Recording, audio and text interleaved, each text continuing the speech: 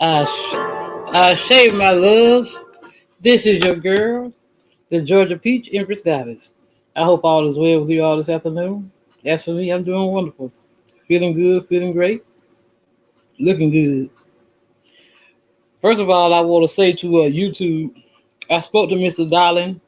He was wondering why y'all gave me copyright claims when I have his permission to present these spiritual studies courses to my collector. So when y'all listen to this or look at it, he says if you got a problem with me doing these studies, get in touch with him, please, sir, please, ma'am. Now this is fair use under the Fair Use Act of 1976, Section 107, for fair use for educational purposes, media, news reporting, blah blah blah. That otherwise might infringe upon the copyright holder. Now, that's why I hadn't done none of his sessions for a couple of days. Because when I spoke to him, he was wondering why the hell y'all gave me copyright claims. Now, here we go.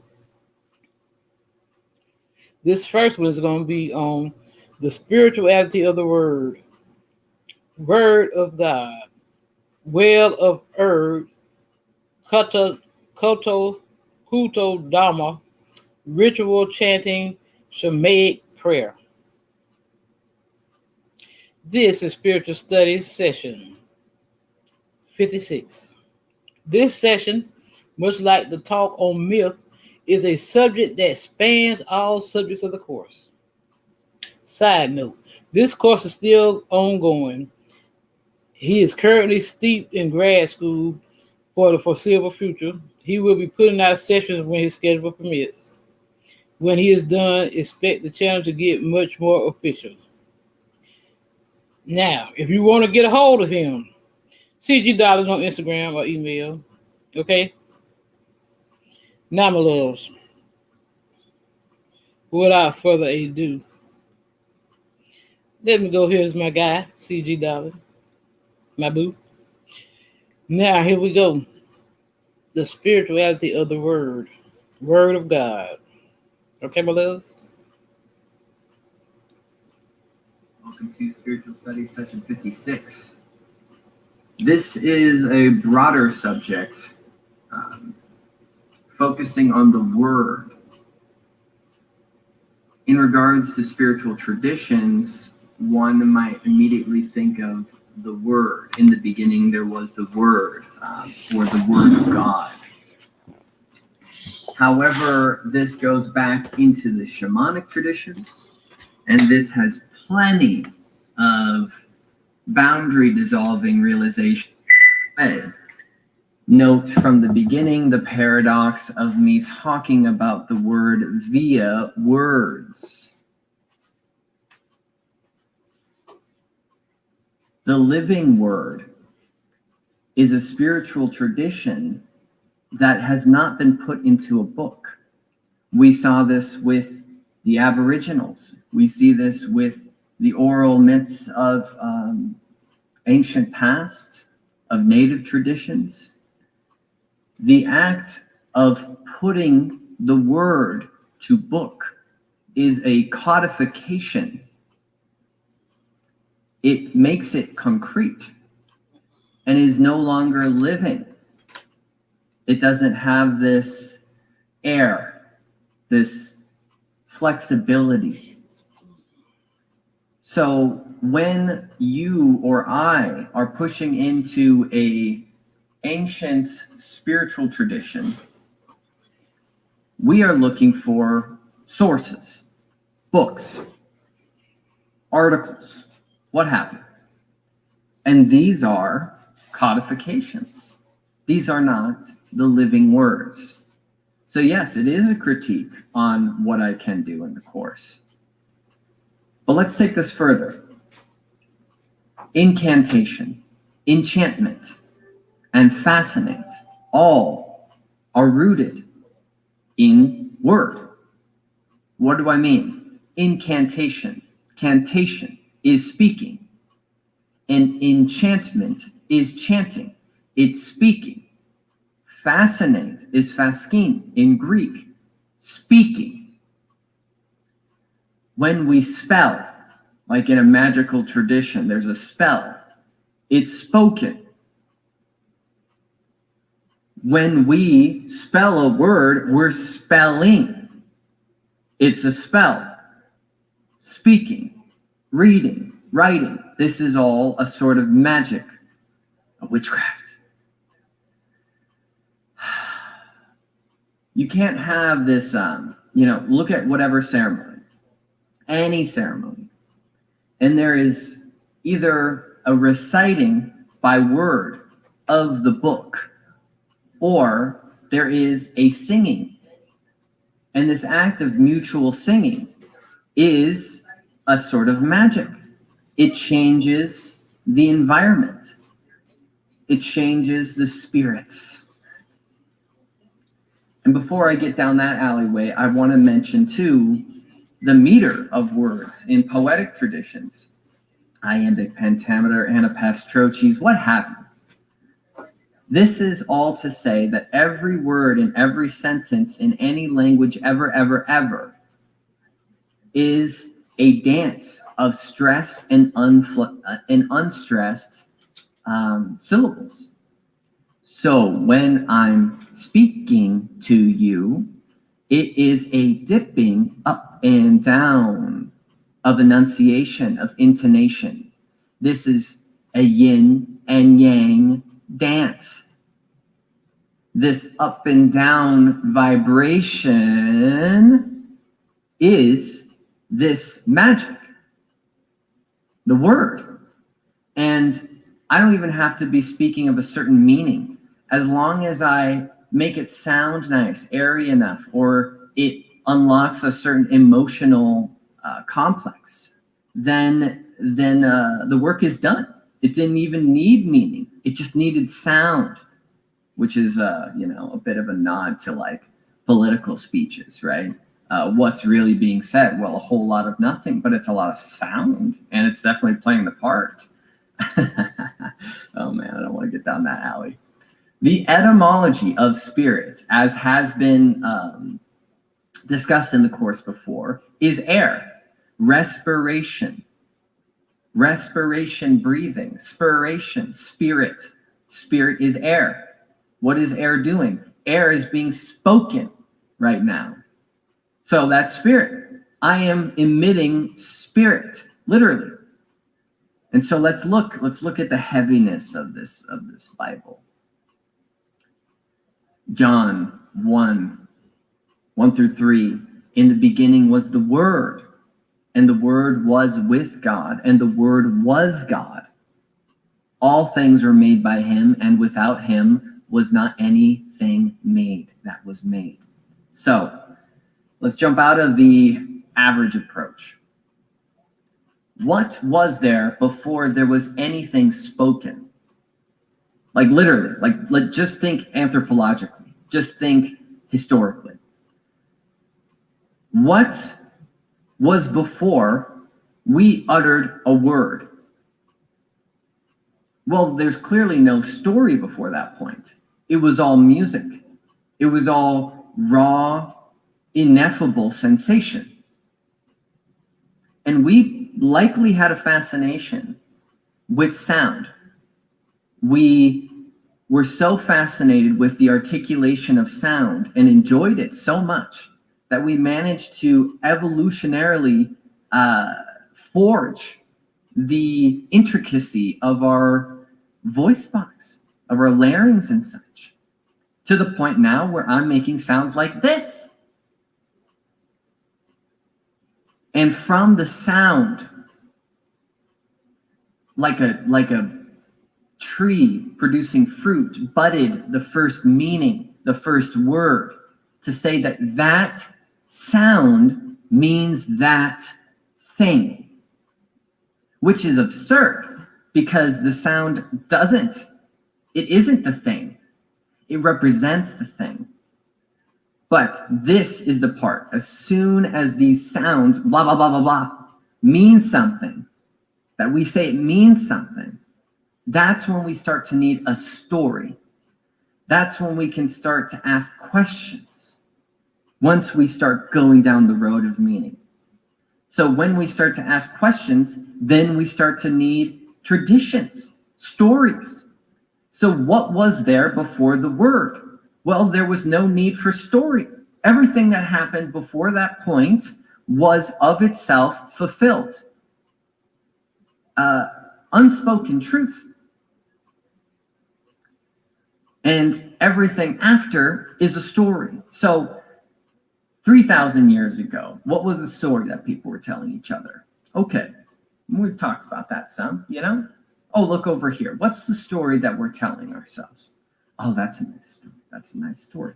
Okay, you know, shortly after what we call year zero, what was the story then? All right, dial it forward 1,000 years. Okay, what's the story now? Oh, that's a story. That is a story. That's a story. And what are we doing now? What's up with this now? Oh, that's a story. I think it had something to do with the big explosion. What a story. You see? I hope you see. So I don't want to rant too much more on that. Genesis 1:2. And the earth was without form and void, and darkness was on the face of the deep. And the Spirit of God moved on the face of the waters. We're going to touch on that one later. But of course, before anything was spoken by anybody, it was without form. Because there's no distinguishing between you, I, me, we, them. There's nothing to distinguish. So thus formless. There's nothing to distinguish what I would call a tree or what I would call nature. Nothing is distinguished. It's all there. And thus it's sort of void because there is no otherness. Okay. The story of Odin in Norse mythology, acquiring the mead of poetry. And we've covered this story, you know, transforming several times over. I think he was like enchanting a lady and manages to acquire this mead of poetry and hold it in his mouth. And as he's bringing it back to secure it, some of it drips onto Midgard, which is the source of bad poets and bad scholars, because they have the lesser or a small meager amount of the mead of poetry. However, Odin does gift the mead of poetry to his chosen mortals. And this, in the Greek tradition, is what you would call the Muses, or in the Christian canon, the Holy Ghost. And this is all about channeling. So, when you write a story, or when you come up with a story, how? Where's that coming from? And you can kind of throw this off to the side and say, well, it's the imagination, it's the subconscious.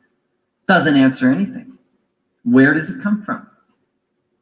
These great novels, these great stories of our history, these inspired actions of painters, of artists, of anything that gives life some zest throughout the human history, is through this channeling, which by virtue of so an example, we saw with in the Hermetic tradition, several writers would write their name as Hermes Trismegistus because they did not want to take credit for what they were writing because they viewed it as coming from the source of wisdom, Hermes, that they were vessels of the word. So why would they put their name on it? They're just a conduit along the line. They're just an assembly belt. So what do they say about the Bible? Well, they say it came through the word of God, channeled through human beings who listened most astutely. Okay, doesn't sound too different to me. And so these cases of what is the artist, what is the creator per se, and that's kind of a misnomer, but the creator, where is it coming from? What is the source of this communication? And that gets into very boundary dissolving territory which the first session of this whole course was about the spiritualist tradition. And a lot of that is steeped in trying to investigate this aspect of channeling, which we seem rather dismissive of in the modern day. And even in artistic communities, this isn't a common topic. How's everybody doing? Shout out to Ghetto Child. Shout out. Shout out to Charles. Shout out to Steve. I appreciate y'all. Always showing me support. Much love and respect.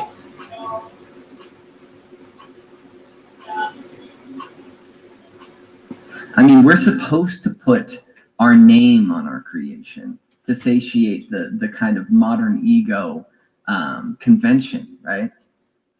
But in the ancient past, there was the gift of tongues. There was glossolalia. And this had a big part in religious traditions, in the oracles of Delphi, in the early Christian mysticism, this belief of direct contact with the divine, whether they were gods or God. Didn't matter what word you're putting to them. It's coming from something else, something seemingly higher than you. And whether it's not, in another case, it was, again, the muses, the muse. And again, muse etymology is music, sound. That it's all coming from the muse, music, the sound, which is what words are and your creation and the oracles and whatever. So I tell you something significant. I tell you something about the future. It's a sound. It becomes true. We put meaning to it. Ugh. Hop over the Well of Erd, also in the, well, Germanic traditions, but most notably the Norse tradition. The well, most often put as the well underneath Yggdrasil, the world tree. And that this was the source that feeds the main tree. And so I say the Well of Erd, okay, Old Norse, Erd, or what in English, Old English is weird. Isn't that weird? And in Old Saxon, word. And in Old High Germanic, wort. So pay attention to that one, because that one's going to come up right now. The Old High German wort is the root of the etymology of the word word. Okay, let me unpack that for you. We can call it the Well of Erd, but we could also say it's the well of all words. That is a translation through these different branches of linguistics. And it also is weird. And this is a weird conversation. And that is also etymologically true to this. You could also call it the Well of Weird. So what is this? What is this well?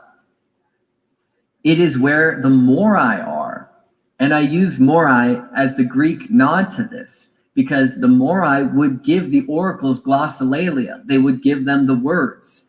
But in this case, it's the Fates, the Norns, the three Norns that guard or live alongside the Well of Erd, described as a lake.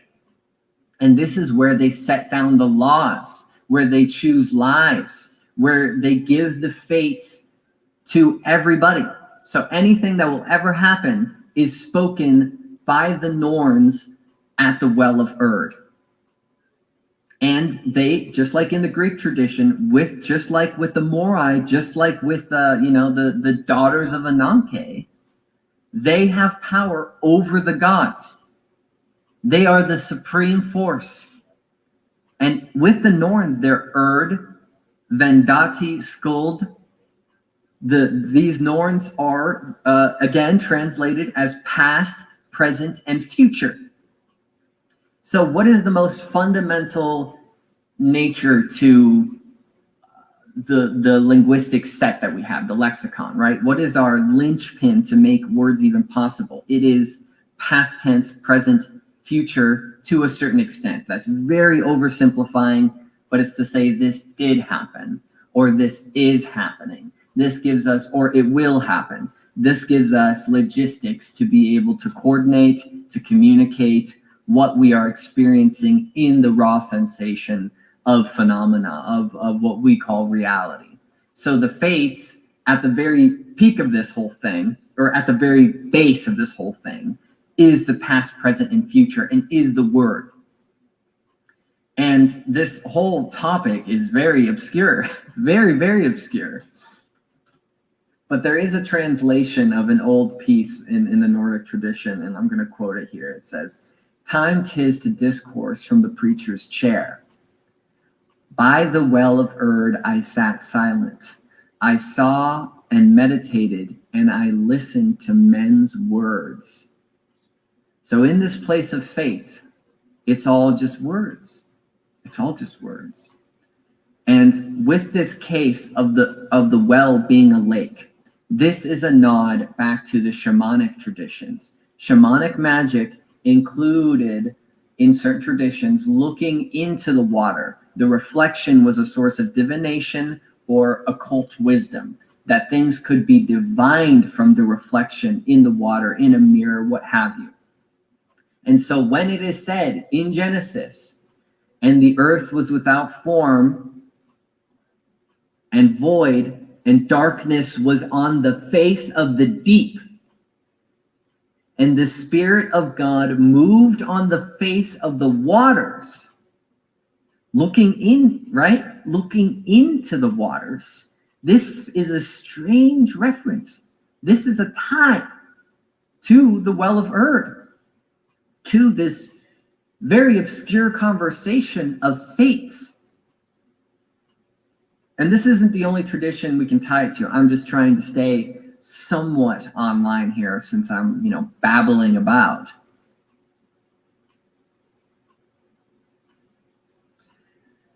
Jesus says in Matthew 4:4, "It is written, man shall not live on bread alone, but on every word that comes from the mouth of God." So, in this way, all of reality, everything that's happening is the word of God. Okay. Well, let's bring this back. Let's tie it back, right? Everything that has ever happened, ever in the Hindu tradition is from the breath of Brahman. At the beginning, this whole thing started when the Brahman exhaled. So the Big Bang, as we say it now, this expansion was the exhale of the Brahman, and that by this tradition, it will at some point contract the universe back in, and this is the inhale of the breath of Brahman. But everything that's happening, everything that you've ever experienced, everything that you've ever done, everything that you ever could conceive is within one breath.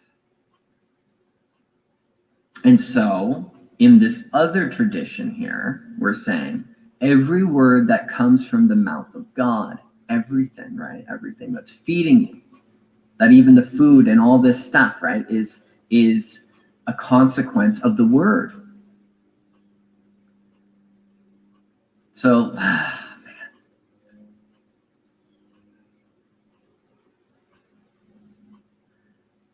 John 1:14, "The word became flesh and made his dwelling among us."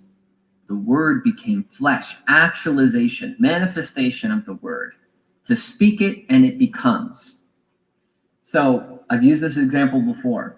I get an idea. I don't know why, but hey, I wanna shed. Okay, so I have the thought. First comes the thought. Oh, I know. I use this in Kabbalism. First comes the thought, and then I speak it. Y'all know when I be listening with y'all, even though I be don't listen to some of them before, you always gonna catch something that you missed the first time. But I'm, trying to take care of my little dog, my little Chihuahua. We didn't even know she was pregnant. The older she is, she had no fuck around and got pregnant. But she had two puppies, but they were stillborn. So I tried to look after her because she kind of sick, So I was kind of moving around here in the house, trying to make sure she eats something and everything. But he I just tried to call him. He probably in school because he out there in Washington State. But he had told me that he would reach out to me and let me know when he had time because he in grad school, and then he also go to speaking engagements. See, he get paid to do this. When he came on here on my channel, he get paid to do that, go around all over the place and do lectures and stuff. So he said that was picking up too. So he said whenever he gets some time in between, he'll let me know because he said he really enjoyed it. And when I told him about you, I said, yeah, Nisha said she want to pick your brain some more. He said, yeah, she had some good questions like that. He said, you got a real nice community over there, and I really enjoyed it.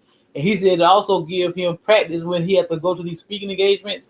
It also give him time to, exercise and practice on stuff, like that. So, but I don't know exactly when. He told me he would let me know. But I had spoke to him here a week before last because YouTube gave me 2 copyright claims, right? On these sessions, on these lectures. And I told him about it, and he was like, on my content? I spoke to him on the phone. I said, yeah.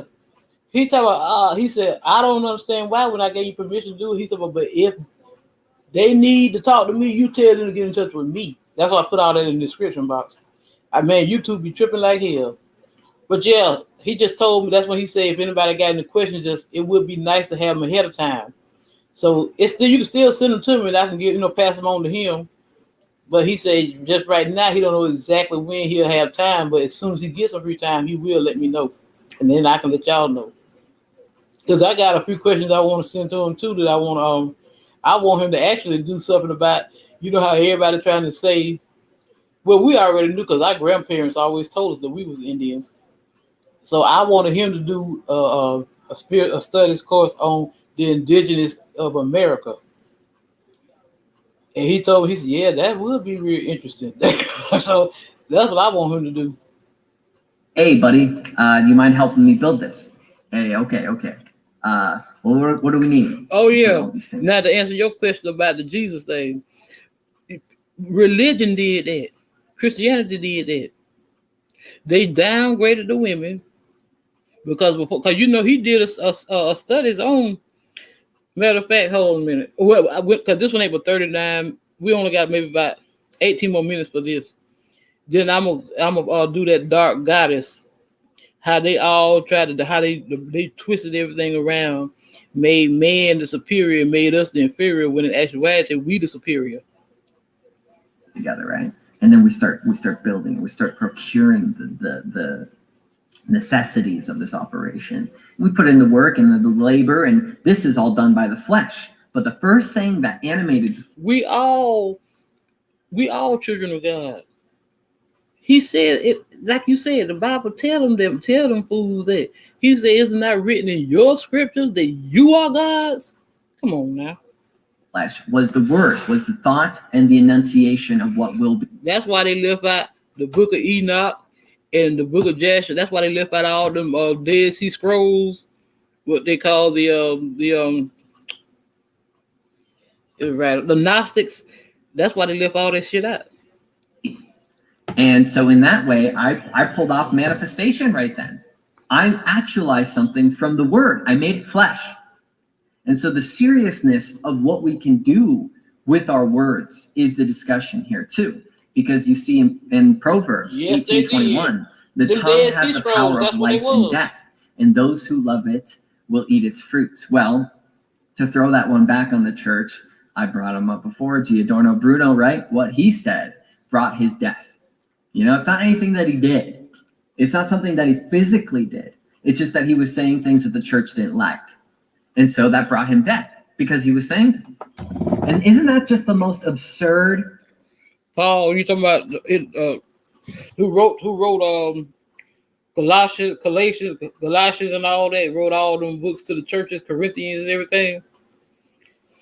That's you talking about, Anisha?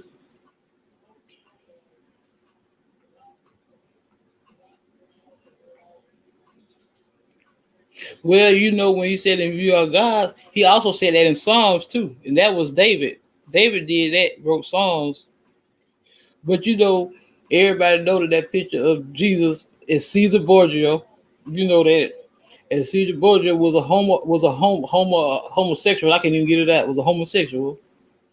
You know what I'm saying? Had everybody bound down to that damn to a white, blue-eyed Jesus. With everybody know that we the original. Christianity came along a long time after spiritual. See, we spiritual anyway. We spiritual, especially as black people. We were born spiritual. That's why it was so easy to hook them into religion. See, and you know, during slavery time, they didn't even have all the books in the Bible, and they say what's the man? They say Josephus. They say he wrote a lot of books. You know who Josephus is? See, I tell you, I know some shit. Josephus was a Jew, but he was living in Greece, and he did a lot of writing and stuff for over there in Greek philosophy and everything. But see, a lot of people say that Greek philosophy and all that don't go along with religion, but yes, it do. Greek myth and all that shit, Zeus and all them gods and all that go along with spirituality. You just got to learn how to decipher it, because like I say, it's all esoteric. Shout out Information Man. Shout out Ghetto Child. Shout out Anisha the Queen. Shout out to Steve. Yeah, they that thing deep. The Greek New Testament never sat right in my prayer. That's the New Testament. The what they call the gospel writers, John, Mark, Luke, and Matthew, Mark, Luke, and John. They say Josephus wrote them. That's what they say there.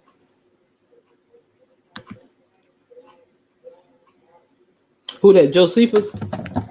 Oh, who? Jesus? Esau? Who y'all talking about here? Hold on, let me turn some light on in here.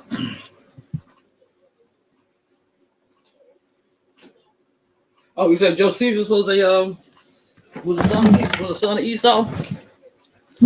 Yeah, I saw that somewhere. I can't remember where I saw it when he was on, but it said Joseph was the one, because when they had that council on the side and they did all that. What was his name? What was the emperor name? Constantine. Constantine. He the one organized religion.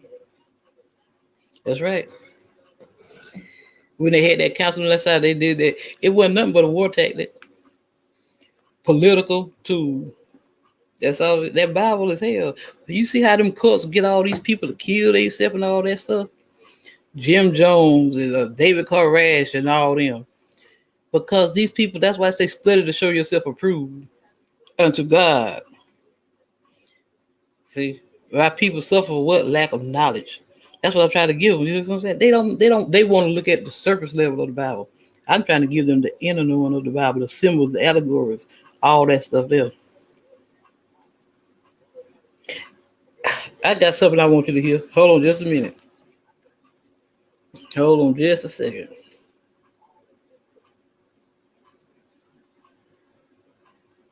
Give me just a minute here. Manly P. Hall.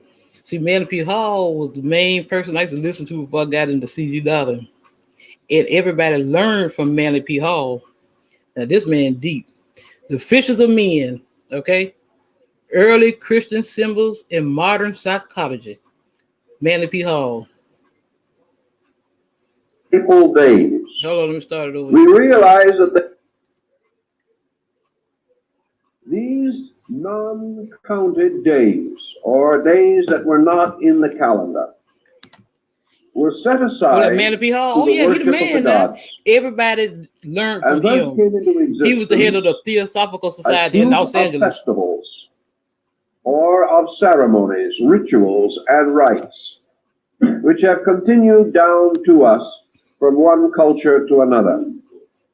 In the course of time, we have altered these days I just tried to call as to their meaning and the events which they celebrated. But the habit or practice... That's really why I hadn't been doing none of his sessions After I got them two copyright claims, and I called him, and he was tripping about that shit. He wanted to know why the hell they did that when I got his permission to do it. So I said today I was going, but I'm still going to let y'all listen to it because, I ain't got nothing else to do. I was like, I'm just kind of moving around in the house. If I don't have to say anything to y'all, that's because I'm doing some chores around the house. You know what they say, a woman's work is never done. It's always something to do. Of preserving these great festival days has not to any major alter or You change. good ghetto child.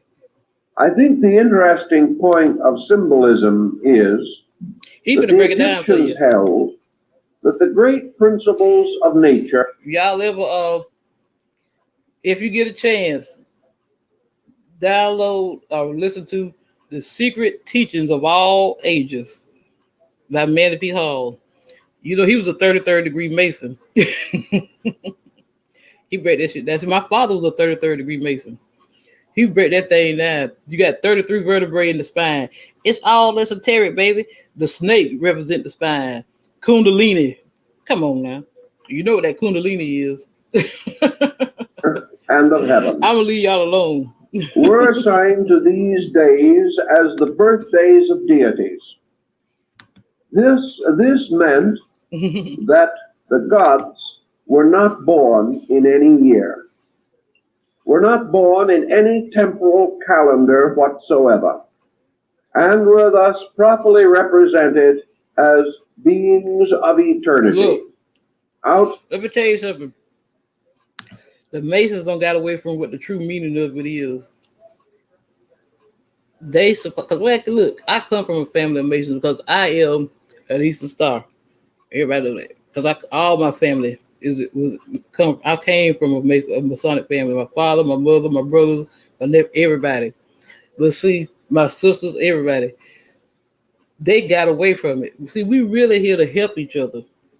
We're supposed to help, especially the Masons. They're supposed to help the widows, the sick, the fatherless. They're supposed to do good deeds, but they don't got away from what it's supposed to be.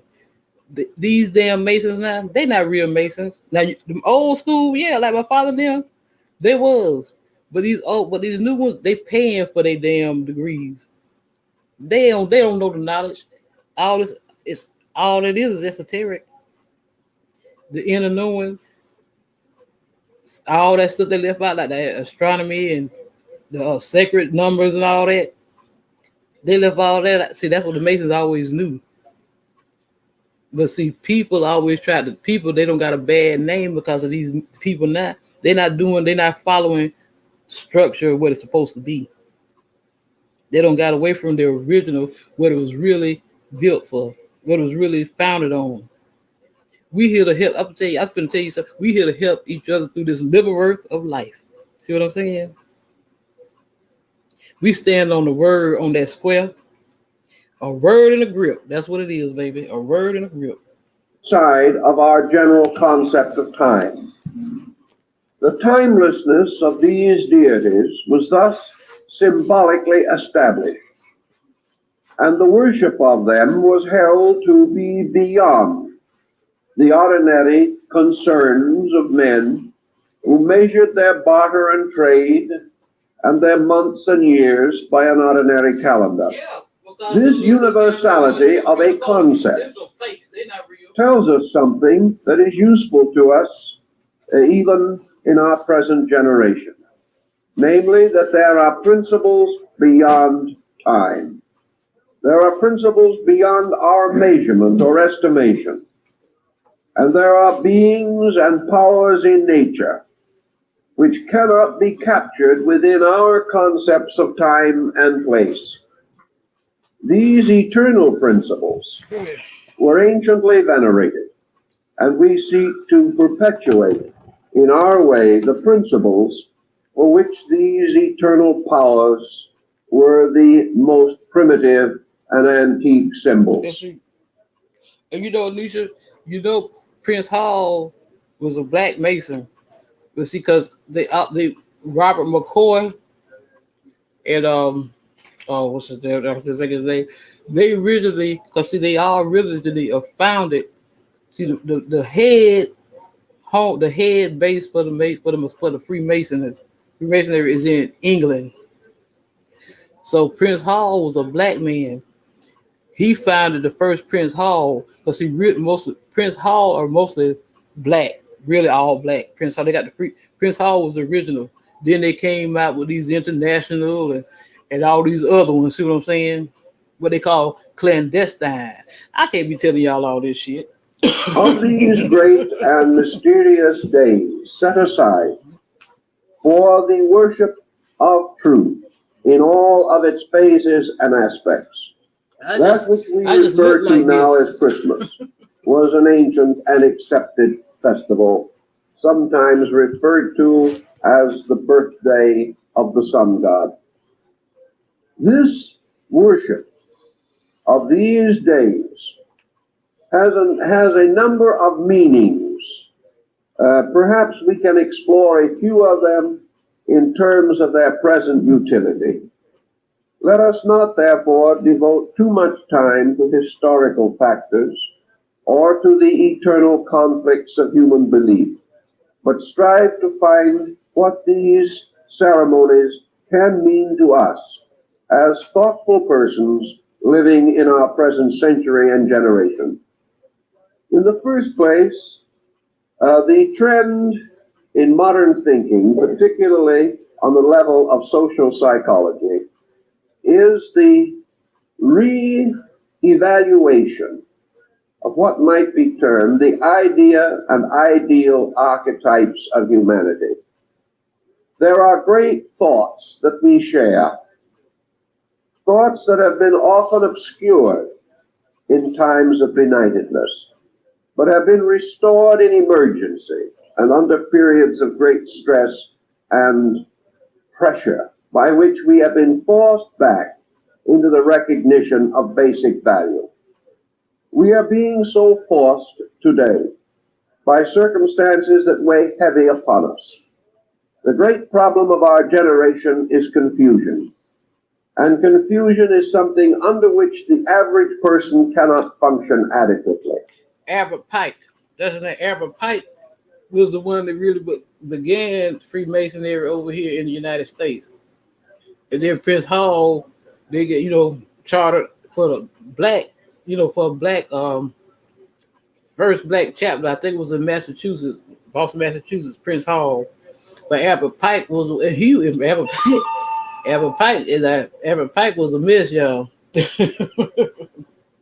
To meet the challenge of confusion, we instinctively seek value. We strive once more to discover essential landmarks. We seek road marks and guides by means of which we can continue a reasonable course, even under the pressure of unreasonable conditions. Yeah. I can drop some knowledge on y'all.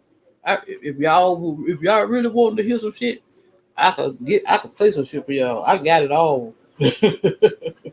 In this search for value, basic archetypal pattern, it has been observed from the beginning of our experience as human beings that we have always sought consolation and value on the level of basic idea, basic principle. Our only hope has always been that there is a universal truth, that there is a power at the source and root of existence, which is honorable, true, right, good. Without this basic conviction, no civilization has ever been able to restore itself or raise itself above a comparatively savage state. As this conviction has grown dim, cultures have failed. And in every instance, a new culture springing into existence has attained its vitality by restoring this concept of truth, of an eternal principle of reality, toward which we must turn and to which we must periodically rededicate our lives. As a matter of fact, you know what, Alicia, I think I will. Because everybody be talking about it anyway. I might as well go ahead and drop the real knowledge on everybody. That's gonna be the next thing I do. Let me see. I might start it tonight. The meaning of Freemasonry. That's gonna be my next series. The meaning of Freemasonry. I'm gonna be dropping it. In order that such dedication may exist, all peoples have set aside days for the celebration of principles. These principles may be either abstract, religious, spiritual, or the manifestation of this power or these powers in the persons of heroes or in circumstances by which we feel that we can recall or revitalize important occasions based in this truth concept. In our own Western way of life, for example, we have not only sacred holidays, but also secular holidays.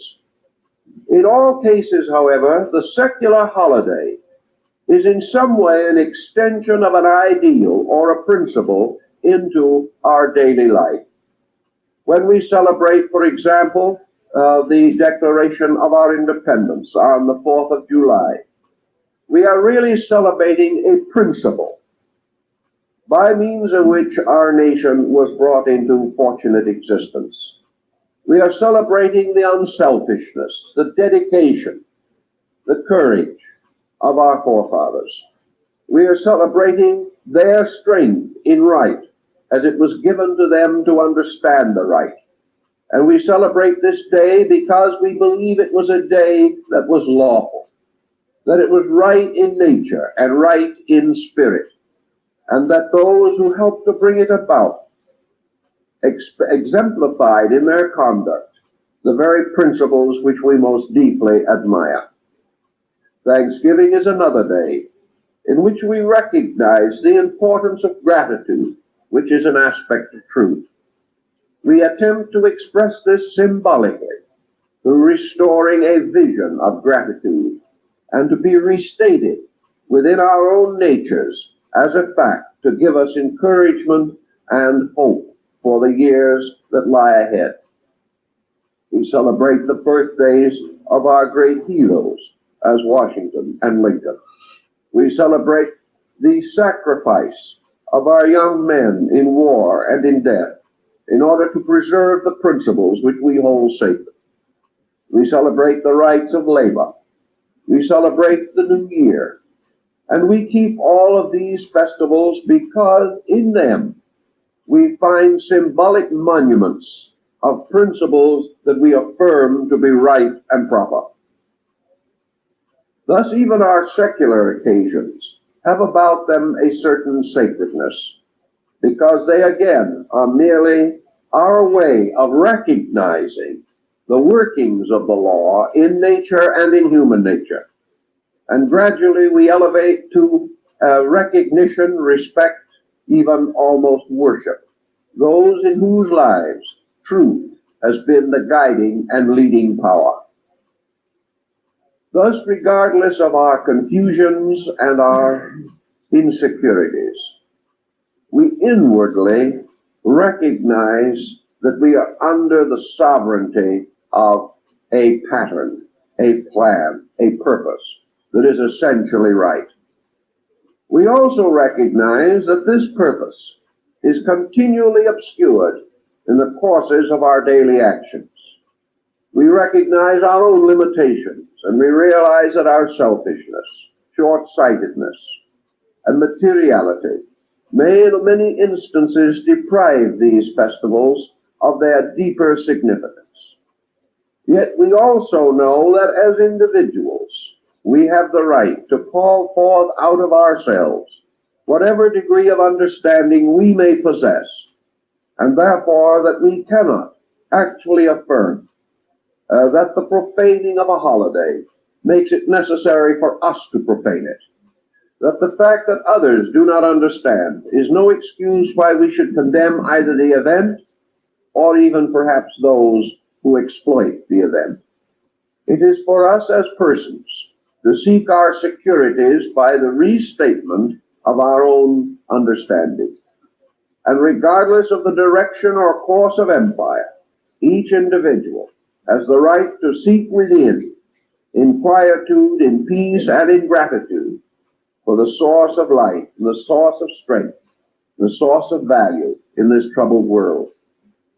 Modern thinkers are beginning to realize that in the prosaic attitudes which they have held, in their general disregard for this sensitivity in man, they have worked a hardship upon human nature. That in the attempt to impose a blanket materialism upon life, they have deprived man of values which are necessary to him. It may not be well to say that they have actually deprived us of these values, because we cannot be deprived of them any more than we can be deprived of life itself and still survive. Yet we have gradually come to interpret out of these events the solemnity and meaning which they held, until today our festivals become almost a burden upon our flesh. We no longer sense the possibility, the need, and the reality of these important occasions. It is often true that under the pressure of events, our spiritual insight is not always available to us. And just as surely as we need a vacation every year, or we need that annual medical checkup, or we need a certain reunion with our friends and families, so also we need periodically the spiritual remedy of the restatement of our faiths. This restatement is made convenient for us, easy and comparatively simple, by these festivals which set aside times particularly proper and appropriate for such restatement. We may sometimes believe with the scoffer that it is sad indeed that we have to have one Mother's Day a year, that we cannot make our understanding and our appreciation stretch over the whole year.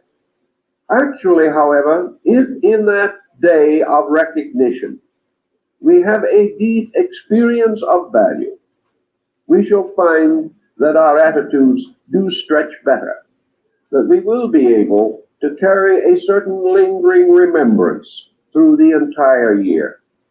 Therefore, these periods of restatement are not the substitution for a good life. They are continual restatements of the reason for a good life. They help us to have courage to face each coming day with greater internal personal resource. Thus, as we look around us all over the world and observe these archetypal days, we realize that they rise primarily from the archetype in ourselves, which in turn is based upon a universal pattern. Man could not have these rhythms of motion in his own consciousness if this consciousness was not rooted in a universal rhythm. The fact that we instinctively perform certain actions will in itself testify to the validity of the motivation behind the more noble and beautiful of these actions. They arise out of something beyond ourselves. And I think we cannot say that we merely copy these habits from each other, because somewhere in the dim source of things there was nothing to copy from. And yet man still, out of his own nature and out of his own instincts, created these patterns. Today, in various primitive parts of the world, where civilization or even organized religion have scarcely penetrated, these festivals are observed and have been since the dawn of time among the most isolated and remote cultural groups. Thus, they represent a spontaneous release from ourselves. And I think this morning we are concerned primarily with one of these forms of internal release. The release of something which perhaps we do not fully appreciate or understand, but which challenges us and causes us to sense the overimportance. Perhaps this is one of the reasons why we resent the profaning of these days, why we are peculiarly disillusioned when human beings seemingly exploit these most tender and most profound instincts of our lives. Yet this very exploitation may help us, because it will help us to restore the value which seemingly disappears. And in our rebellion against exploitation, we may clarify the essential principle and restore it in our own natures and in our own souls. Christianity, as the religion of Western man, has always been rich in festivals. In fact, the calendar of Christian festivals includes in some part of Christendom practically every day of the year. In many nations, there are more religious festivals than we observe. And in many parts of the world, a major religious festival may be said to occur at least once weekly. In some places, even oftener. Most of these festivals are, as in the case of secular celebrations, either surrounding spiritual convictions or else in recognition of the achievement of human beings themselves, who have attained extraordinary sanctity by their way of life and have thus become worthy of veneration, and perhaps through the great machinery of the ancient church were actually raised to sainthood or to some position approximate to the nature of a divine being. All of these various festivals have their importance in moderating and directing the conduct of persons who must live largely by the glorification of example, who must gain their own courage from the realization that other persons have kept faith even under the most harrowing conditions. So each of these festivals reminds us of a virtue, reminds us of some quality or some person in whom value has been very clearly and definitely expressed. As these festivals disappear or retire from among us, we lose, therefore, a certain foundation in principles, and we begin to substitute the mere celebration of external situations. We begin to use these days merely as days of leisure, or perhaps as excuses for some kind of secular festivity. To this degree, we have lost an inner contact.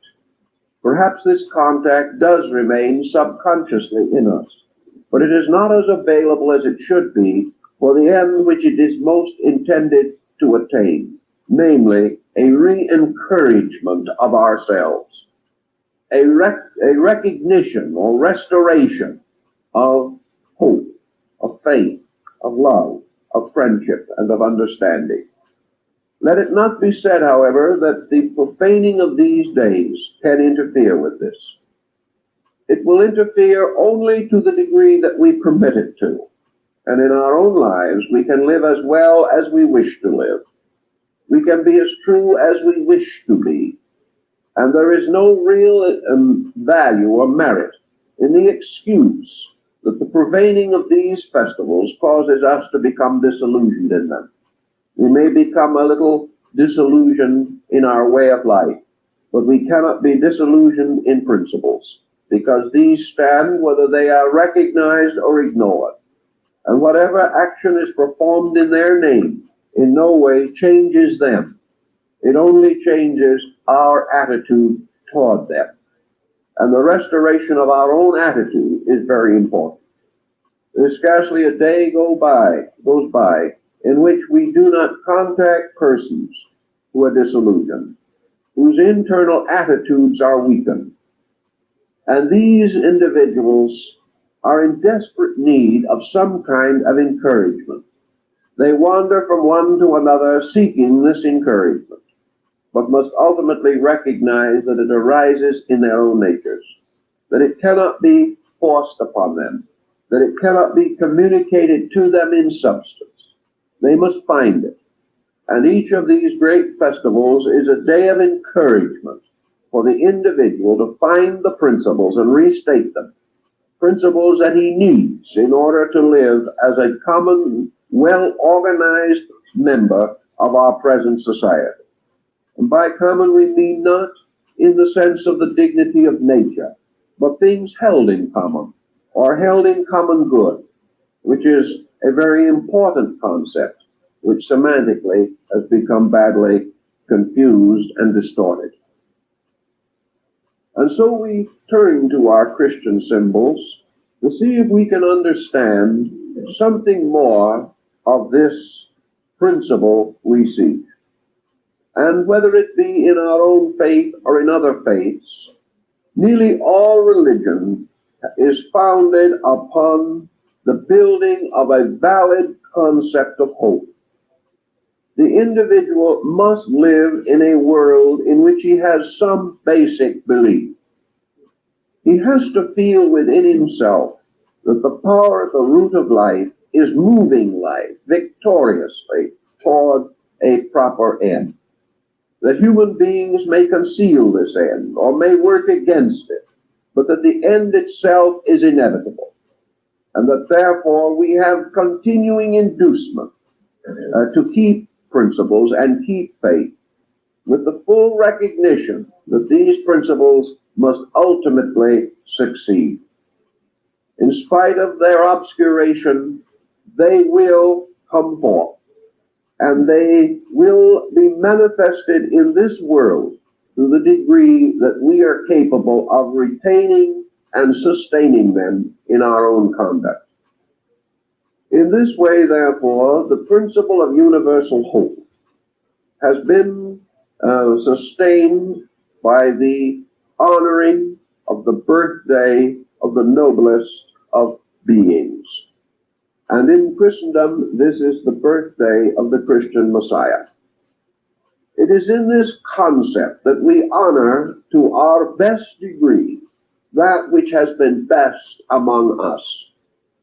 We hold the life of Jesus to be a representation, an archetypal example of the way of life for Christendom.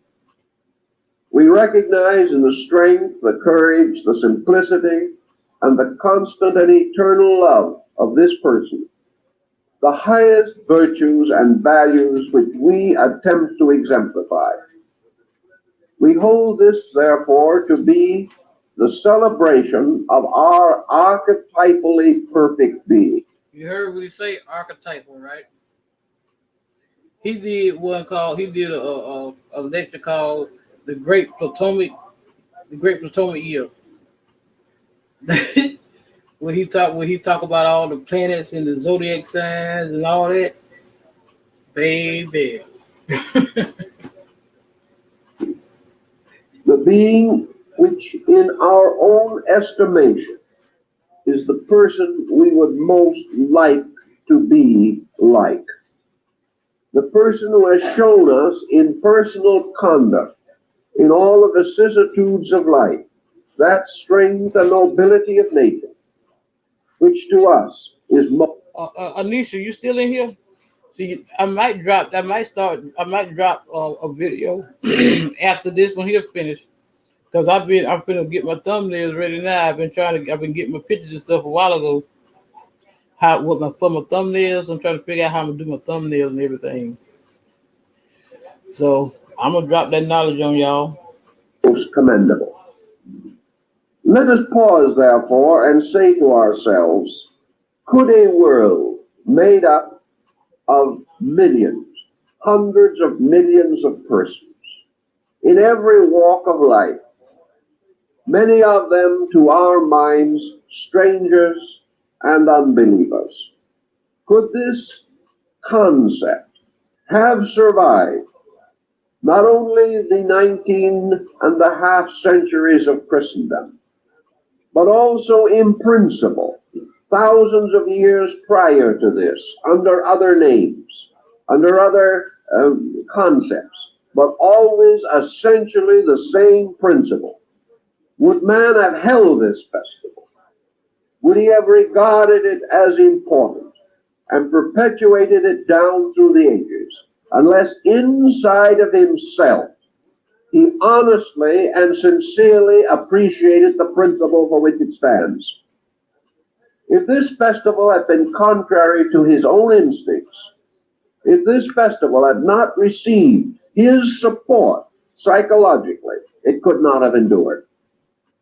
It would have been completely impossible for Christmas to have had meaning for us for 1900 years, if the being celebrated upon this day was not to our mind the kind of being we want to be. Had it been any other way, it would have perished in limbo. Nearly 2,000 years ago, the Roman Caesars were regarded as embodiments of deity. The Caesars were gods, and days were set aside for the celebration of them. These days have perished in limbo. No one cares anything about them. That's the one who The Caesars were not gods. Christ is painted after him. Man never intuitively accepted them as divine. And when the worship of Caesar was introduced into Jerusalem, the people simply rose as a group and rejected it, perfectly willing to suffer martyrdom, to die, rather than to accept the divinity of a being they could not respect. This happens, and has happened in many peoples and many nations through time. And yet, with all of its vicissitudes, our celebration of the life of Jesus continues because we believe in our own hearts and souls that the ministry which he brought was right, that the sacrifice that he made was valuable, if not unique, that it was important, and that in this pattern is something that rings in ourselves and brings out of us a response that is subjective but intense, a response which refuses to die, a response that is born out of our continuing need for the very principles which he exemplified. Thus, psychologically, our Christian festival of Christmas is completely valid. It is valid upon any ground because it is a binding tie by means of which we are held to a principle that we know to be right. We may waver in our allegiances. We may even deny this principle with our conscious minds. We may be disillusioned, agnostic, or atheistic. But in spite of all of these pressures, these celebrations go on. They go on because in the quietude of our own lives, in the pressure of our own emergencies, we find the continuing need for this archetype of sublimity. The sublime nature is the nature we want to believe to be in ourselves. And in this matter, we pray, we hope, we strive according to the intensities of our own abilities to be inspired and encouraged to be like this person. We probably do not succeed, but still the need for this achievement remains unaltered.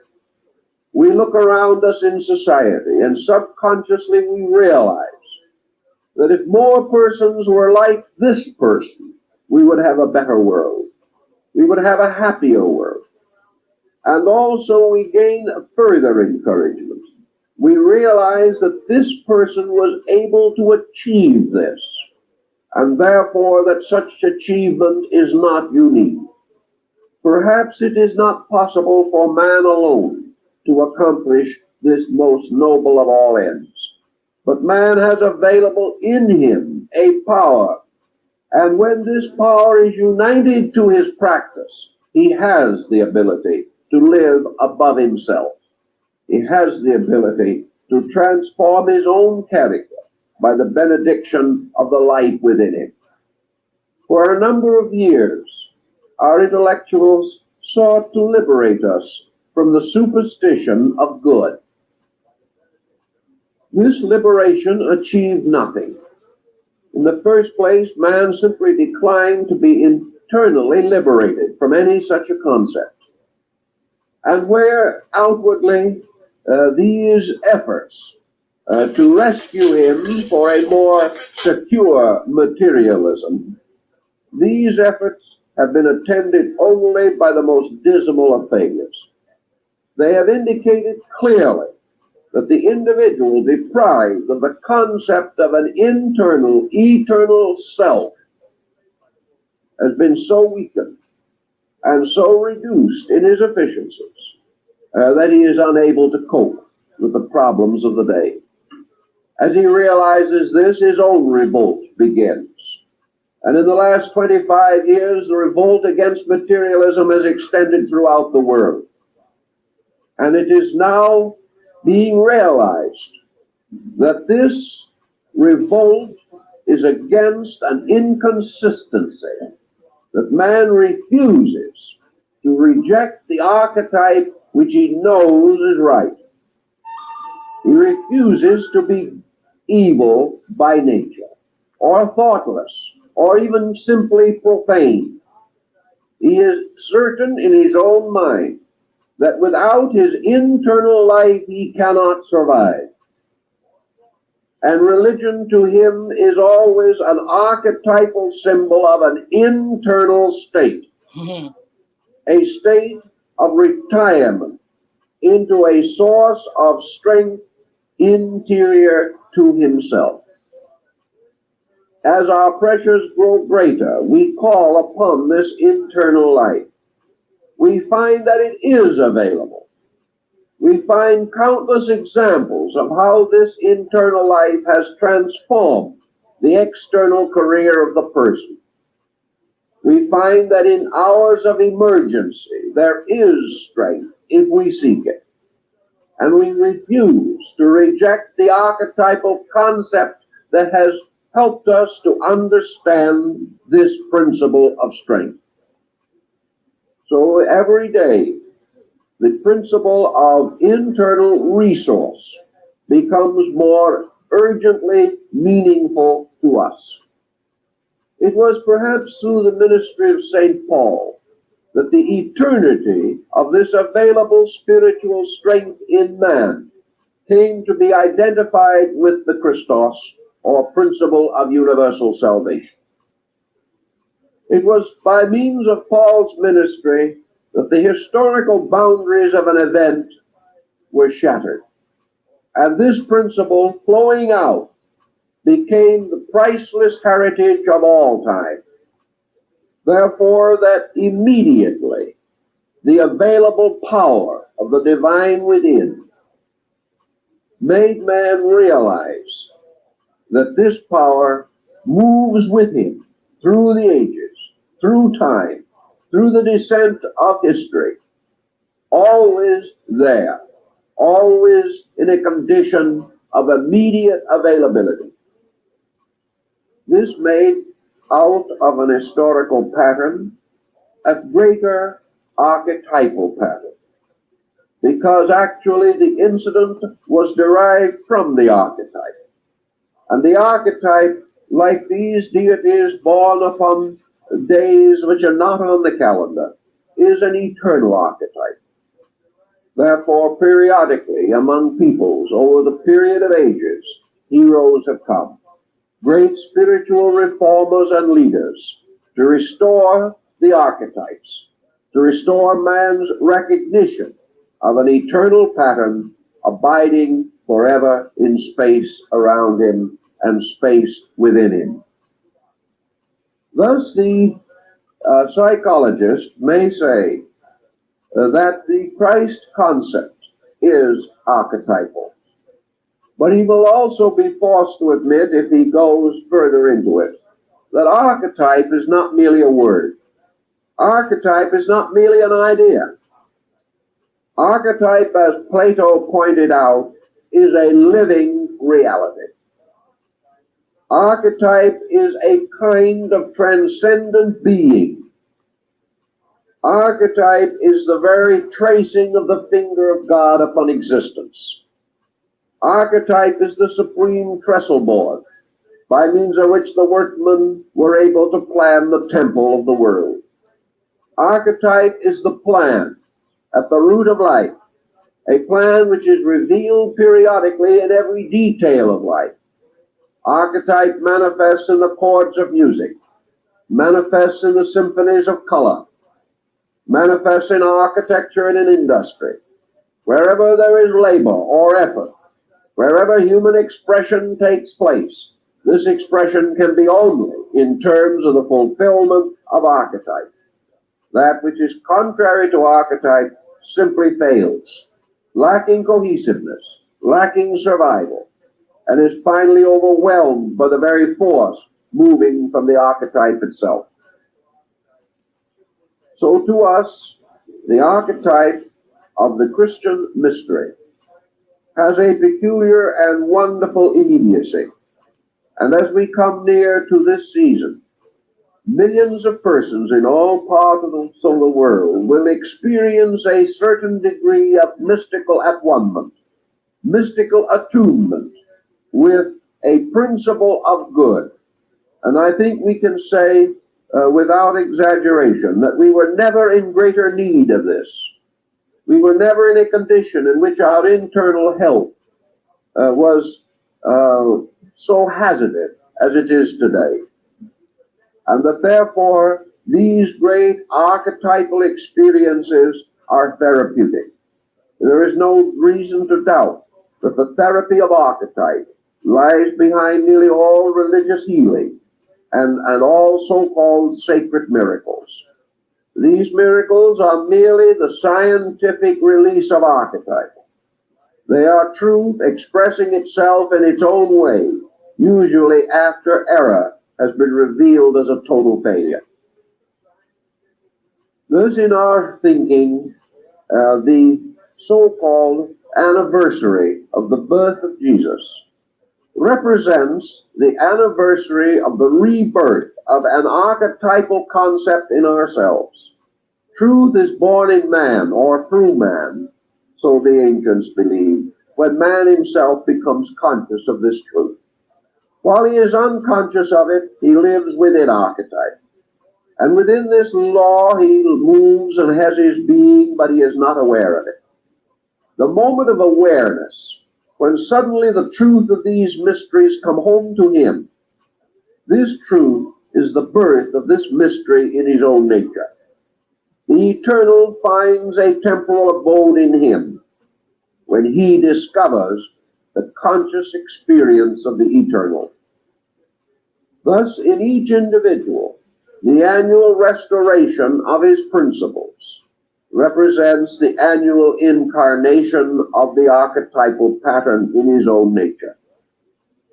By means of this annual incarnation, he is once more strengthened and sanctified and given the courage or the insight with which to face a new year. He is also given new resources within his own nature in the term of conviction and holy dedication, by means of which certain good things must be achieved by him in life. If we have this archetypal experience, it is essentially therapeutic. And we must also realize that in all psychotherapy, we cannot depend upon the therapist for a cure. The only thing we can depend upon is a reasonably accurate diagnosis of the condition. What we have to depend upon from the outside is a clearer view of our own mistake, to be reminded that we have done something badly, that we have missed value, that we have lost track of truth in some calamity or disaster or some long habit pattern that has disturbed us. For a time, our vision has been obscured. Within ourselves, we would be kindly beings. But for some reason, this kindness has been obscured. And in our outer lives, we hate. We are suspicious. We gossip. We neglect. We are overly ambitious. We forget our common duties and responsibilities in the effort to seek what enjoyment we think we can find. If this condition goes on, we become subject to psychological depressions. Our abnormal state is simply due to our failure to keep the facts clear in ourselves. We have rejected the victory of beauty over utility. We have rejected the importance of giving and have overemphasized the importance of gaining. We have made mistakes. These mistakes have made us sick. For wherever we make a mistake, we will be sick. There is no possible evasion. Because the moment we go contrary to the life in ourselves, we declare war upon this life. We declare ourselves to be outside of its protection and shelter. And the moment we attempt this isolated condition, we become sick. Sickness is the individual being out of harmony with the supreme purpose for himself. I believe we will ultimately discover that at the root of man's moral and ethical archetype, there is a censorship which we slightly recognize under the rather distorted form of conscience. But there is a true censorship, and we are either with this power or we are against this power. There can be no willy-nilly middle ground. We are either standing with our own internal insight or we are denying that insight. And the moment we deny it, neglect it, ignore it, or go against it, we cut ourselves off from the living tree of which we are a part. And like the withered branch, we are cast into the fires of our own unhappiness. The moment we cut ourselves off from this living tree, we are also deprived of our source of life and of our fruitfulness and of the rich harvest which might come in the psychic development of our own lives. Thus, this conflict between our conduct and the internal pattern for our being has to be in some way overcome. We have to become again aligned with the value in our own nature. No therapist can do this for us. The majority of therapists are totally at loss in connection with man's spiritual requirements. The modern tendencies of religion do not always succeed either, for the reason that religion is sectarian and man's archetype is not sectarian. That religion imposes certain rules which are not archetypally acceptable. Religion has so many arbitrary beliefs that arose not in the great mystery of faith itself, but in man's interpretations thereof. Thus, we are not always able to find the full consolation that we seek. One direction after another we turn, always to discover that there is something that is not quite acceptable, something with which we become disillusioned. Individuals who seemingly practice spiritual virtues so live that we cannot accept their lives as examples, as we have accepted the great examples of our world teachers. Ultimately, we are forced back upon our own resources. We are forced to search in ourselves for that which is in conformity with our own insight.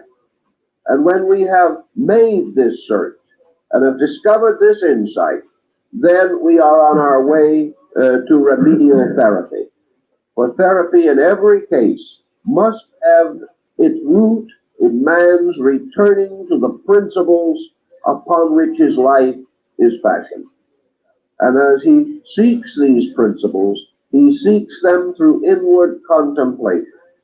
And he also seeks them through the great revelations of those whom he accepts as having lived these principles in a proper and complete manner, or as near a complete manner as is possible to a mortal being.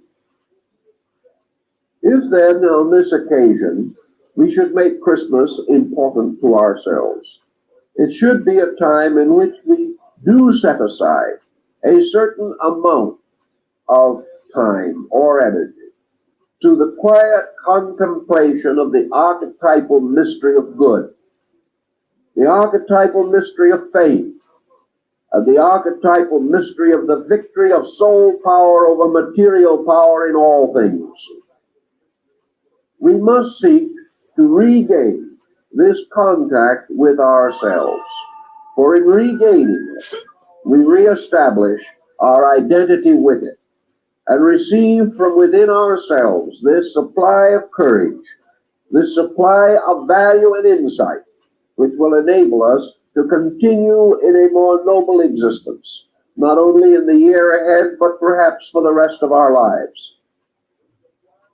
The great possibility, therefore, is the mystical experience of the resurrection or restoration in ourselves of the concept that each person is a living embodiment of truth, that each person contains within himself this ever-flowing fountain of divine courage, that each of us has a Christ in us, the hope of glory. Yeah, Nisha, I don't make my thumbnail. I'm gonna drop tonight. I already don't schedule it. And that in this restoration of this vision, we reunite ourselves, at least temporarily, with the archetypal acceptances, which bring with them consistent living, orderly thinking, self-control, and a sense of security and inward peace. Attainment of archetype is attainment of internal tranquility. The person who has attained this union is no longer at conflict with himself.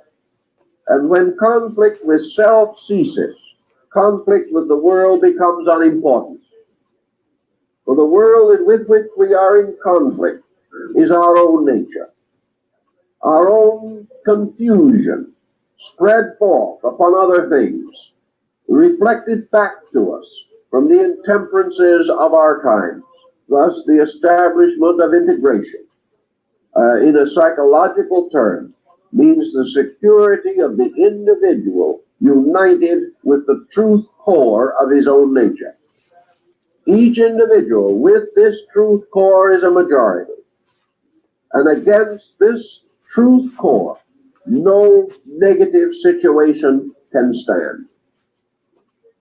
The realization that this security is beyond price, that it is more important than anything we are trying to accomplish in life, this realization must come to us, because it is a realization locked in ourselves, a realization we have always accepted, a realization which comes to us in the simple and firm belief that in the time to come there will be a golden age, which will be ruled over by the divine power, and that before this divine power all knees shall bend, and the sovereignty of this power shall be universally recognized, and that this and this only can bring about the world peace, the world tranquility, the world security that we are all so desperately seeking, often with so little real courage or insight.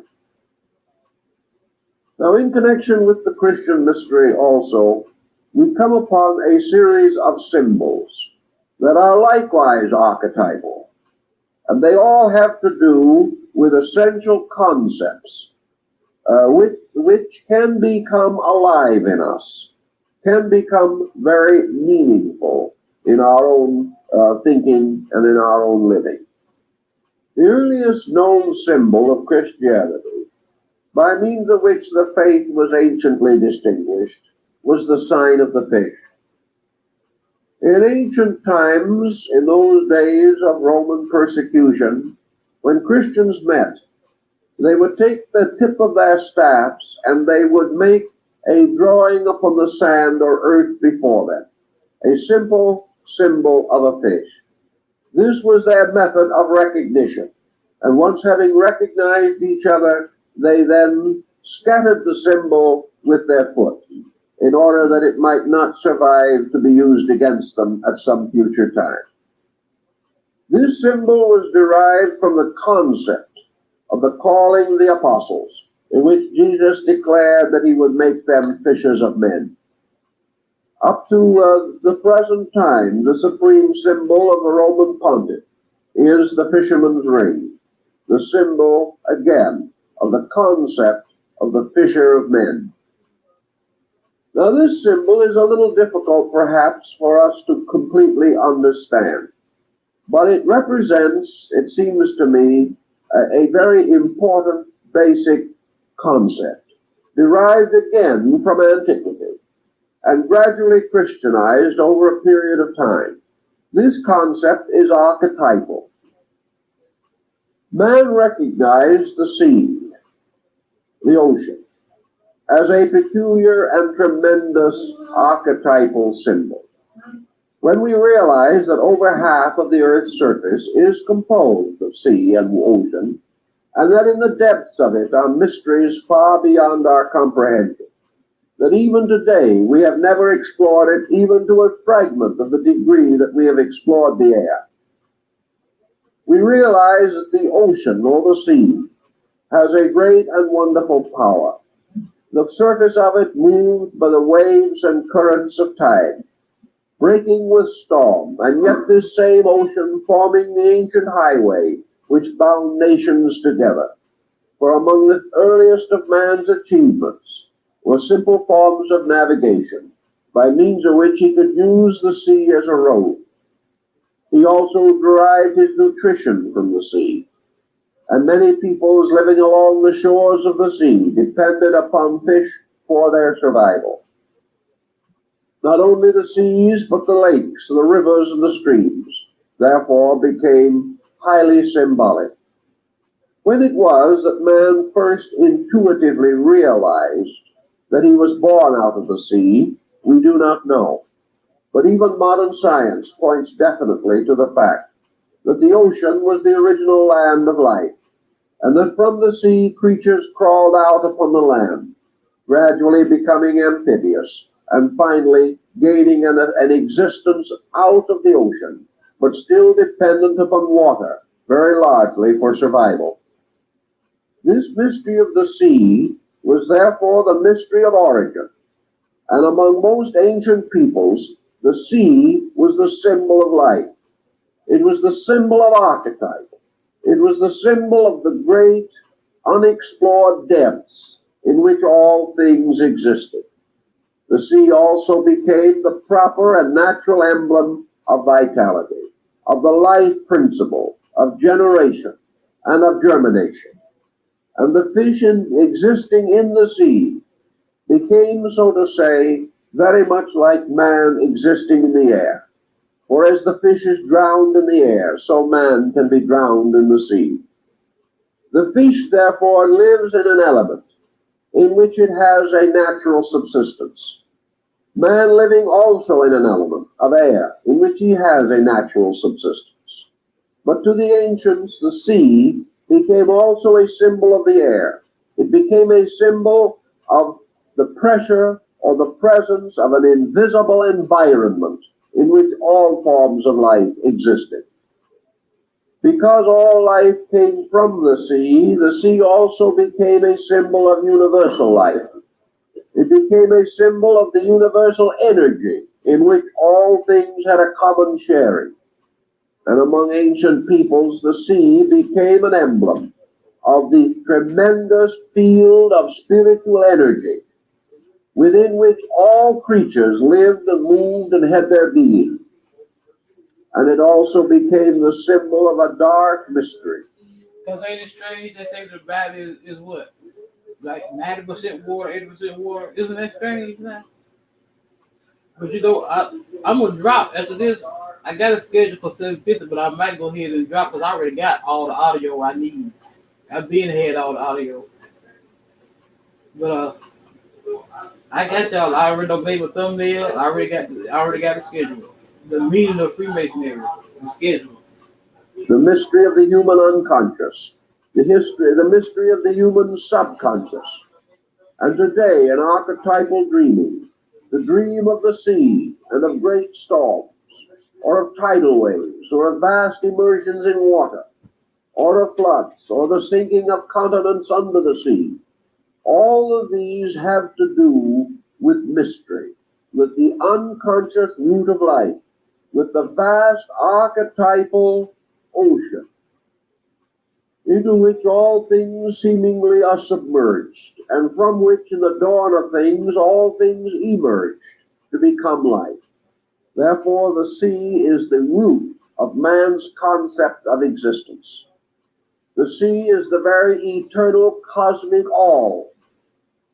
And man lives not only surrounded by and permeated by this all, but when he goes inside of himself, he suddenly stands upon the shores of a great sea, a sea that is eternal and extends inwardly throughout the whole mystery of being.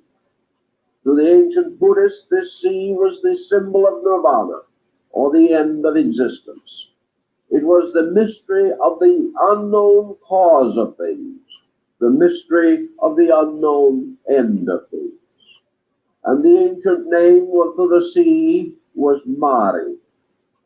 And the mother of Buddha was Mari, or Maya, a symbol of the oceans. The symbol of Mary, the name Mary, comes from the sea, from the great ocean of life, from the eternal mystery of the spiritual substance from which all things are immaculately conceived and born. Therefore, the sea is the symbol of the eternal, life-giving power of the infinite. It is the symbol of the mysterious humidity in which all things are generated and have their own existence. And in this sea, there are these fish creatures, many of them strangely shaped and different from any creature upon the land. But to the ancients, in their symbolism of the great sea, the fishes became archetypal emblems. They represented the sperms of life. They represented the first manifestations of forms out of the infinite.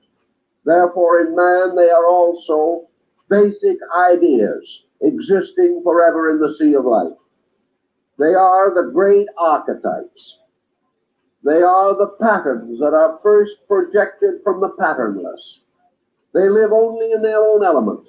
When they come forth out of that element into the air of mortal man, they die. Therefore, these creatures can never be completely brought out of their ocean, any more than man can dive into his own subconscious without drowning. Thus, each of these elements is strangely separate. Yet man lives along the shores of the sea and depends upon it for his life. And man also depends upon the air. So the air became the symbol of his outer life and the sea of his inner life. And the individual, gazing toward the source of his own being, sees at best only the surface of a mighty ocean, the depths of which are beyond his comprehension and understanding. The ancients believed that visions and dreams were man moving out into this sea, that all of the changes in his psychic life were like storms moving the surface of his subconscious and unconscious parts. But beneath the surface of the storms, beneath the ocean, there was always quietude.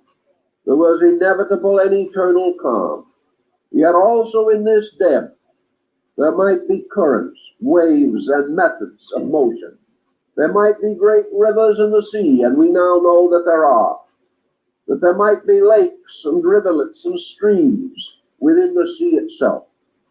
Thus we are more or less equipped to recognize the possibility that in this sea of archetype, this sea of universal, there are courses and currents and motions.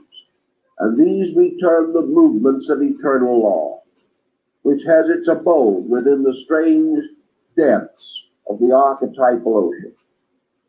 And on the surface or near the surface are the small fishes, those that we are able to see and upon which to a degree we depend for life. For we catch these fishes and they become our food. And we remember the words of St. Augustine, who declared that Christ was a fish, caught, taken out of the sea, cooked and eaten for our salvation. This is all archetypal symbolism.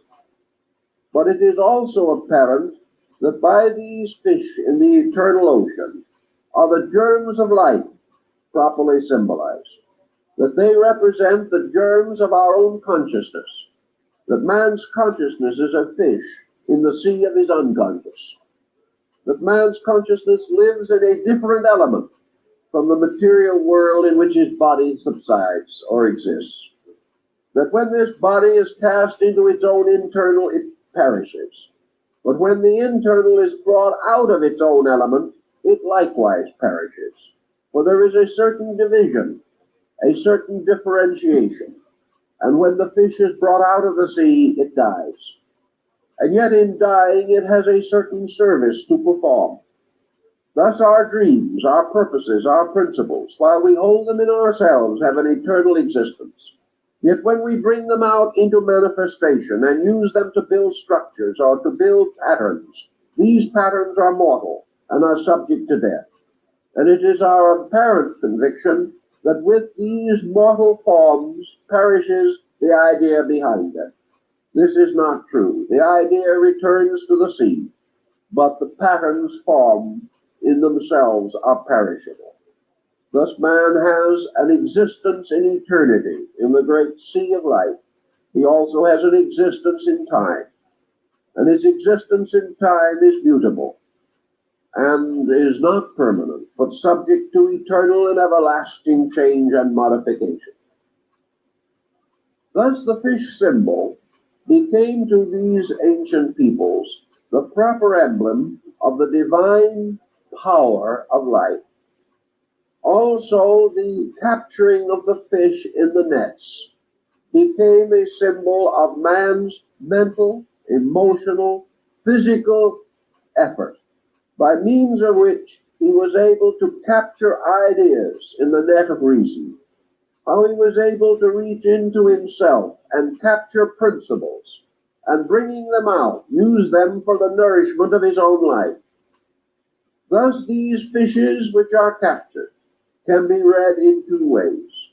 Either they represent mortality, humanity, the outer fish in the ocean of air, captured and held by the great fisherman.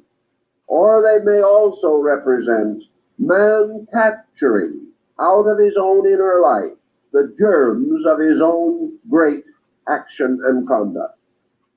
If therefore Schubert tells us that he heard first the melodies that he composed in the air around him, if we discover that great inventions come from dreams and sleepings and from visions, then it would seem that man is a fisherman, fishing in the midst of his own unconscious life, drawing out from the sea of the subconscious the archetypal patterns that are there, causing them to become the instruments of his purpose. For actually his reality, his true life, his achievements are all real only to the degree that they are archetypal.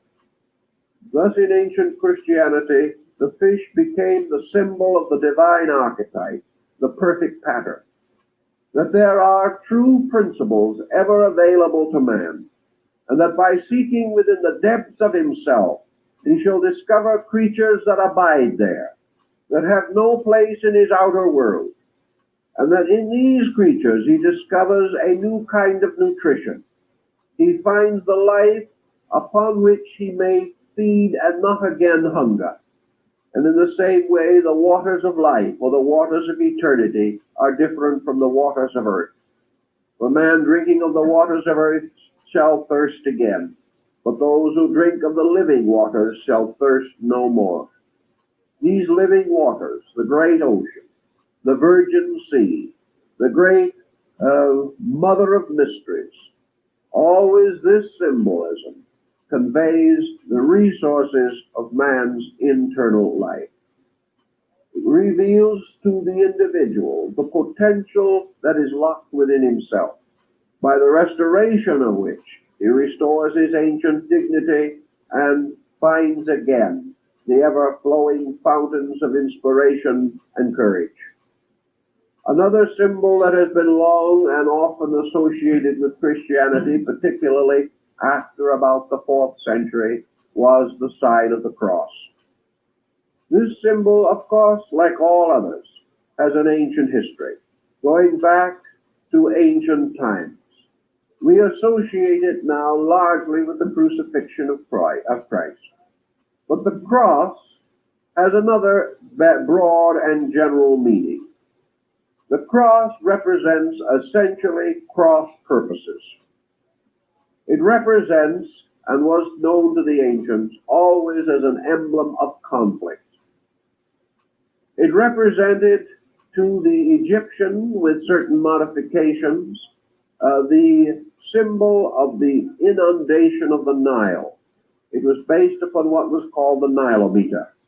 And in this form, when a certain degree of water caused the Nile to rise, then these two pieces of wood formed a right angle, and this was the cross which became the symbol of life, because the inundation of the Nile was the symbol of life to the Egyptian.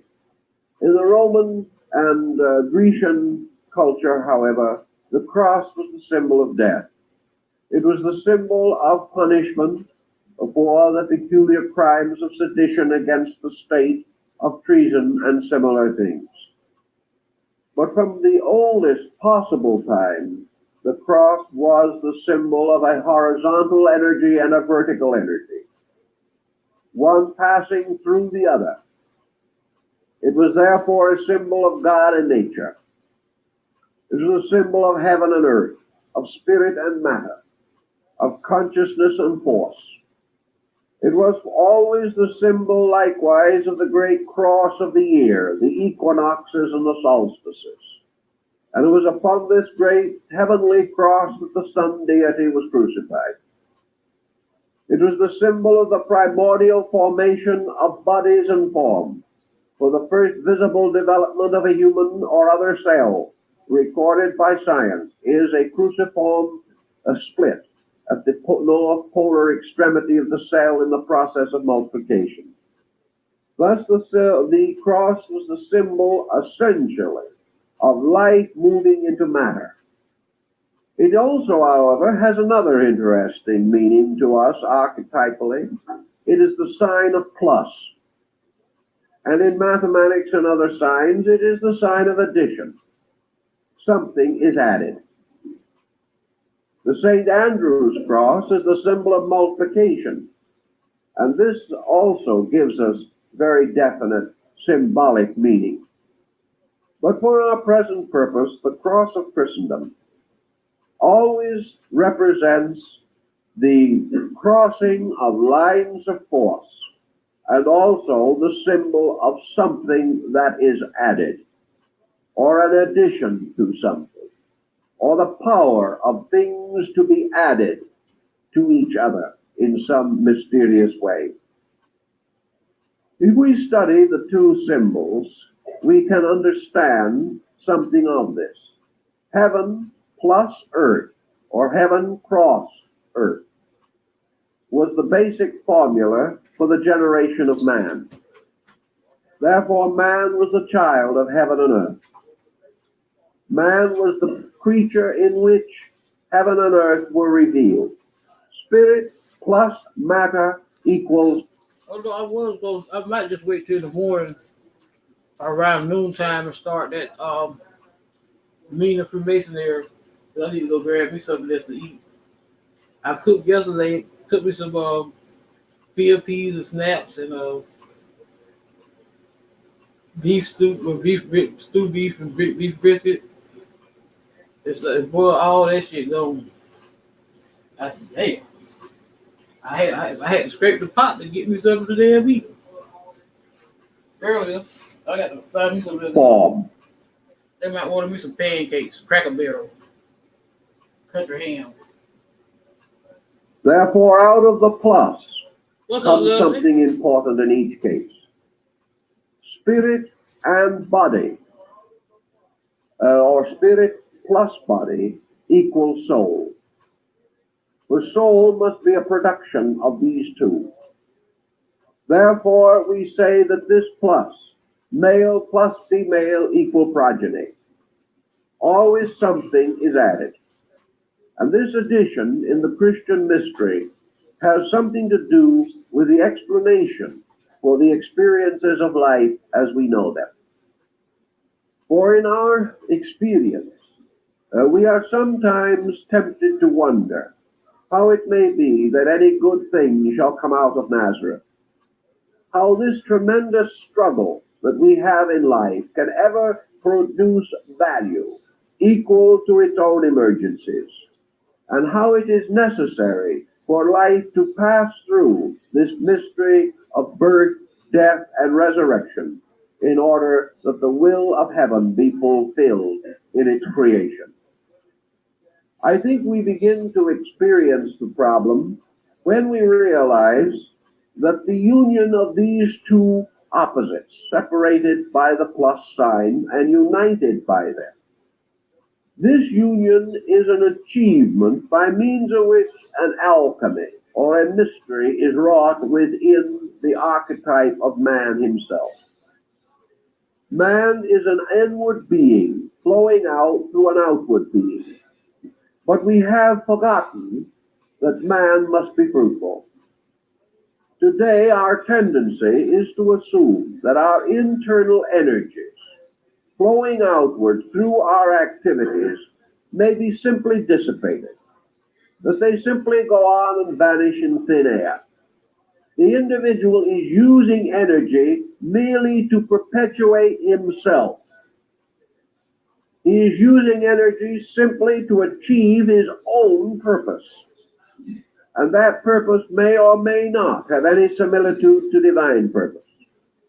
Here he is making this mistake.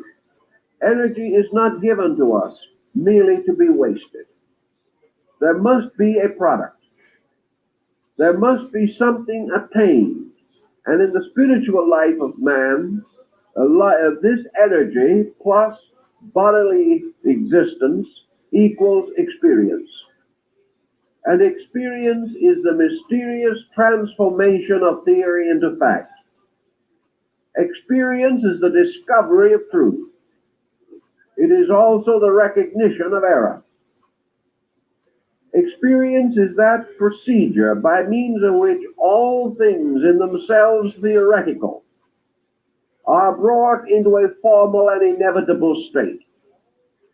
We are told in the ancient scriptures, for example, that the angels remained with God in heaven, and that therefore the time shall come when man, because he fell upon nature and into nature, and went through experiences in nature, shall become greater than the angels. This greaterness is due to the experience of existence.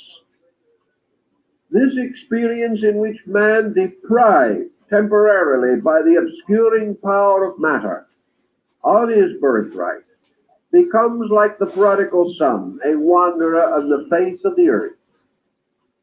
How gradually he reclaims his heritage.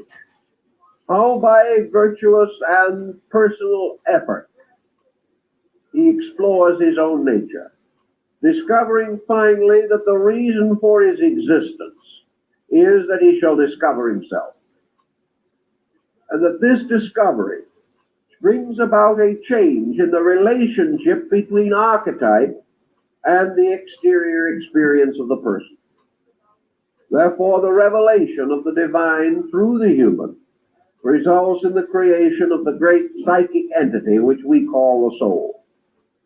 And the soul, which is born, as we might say, amidst animals, is born weak and helpless as an infant out of the sea of mystery, its virgin mother.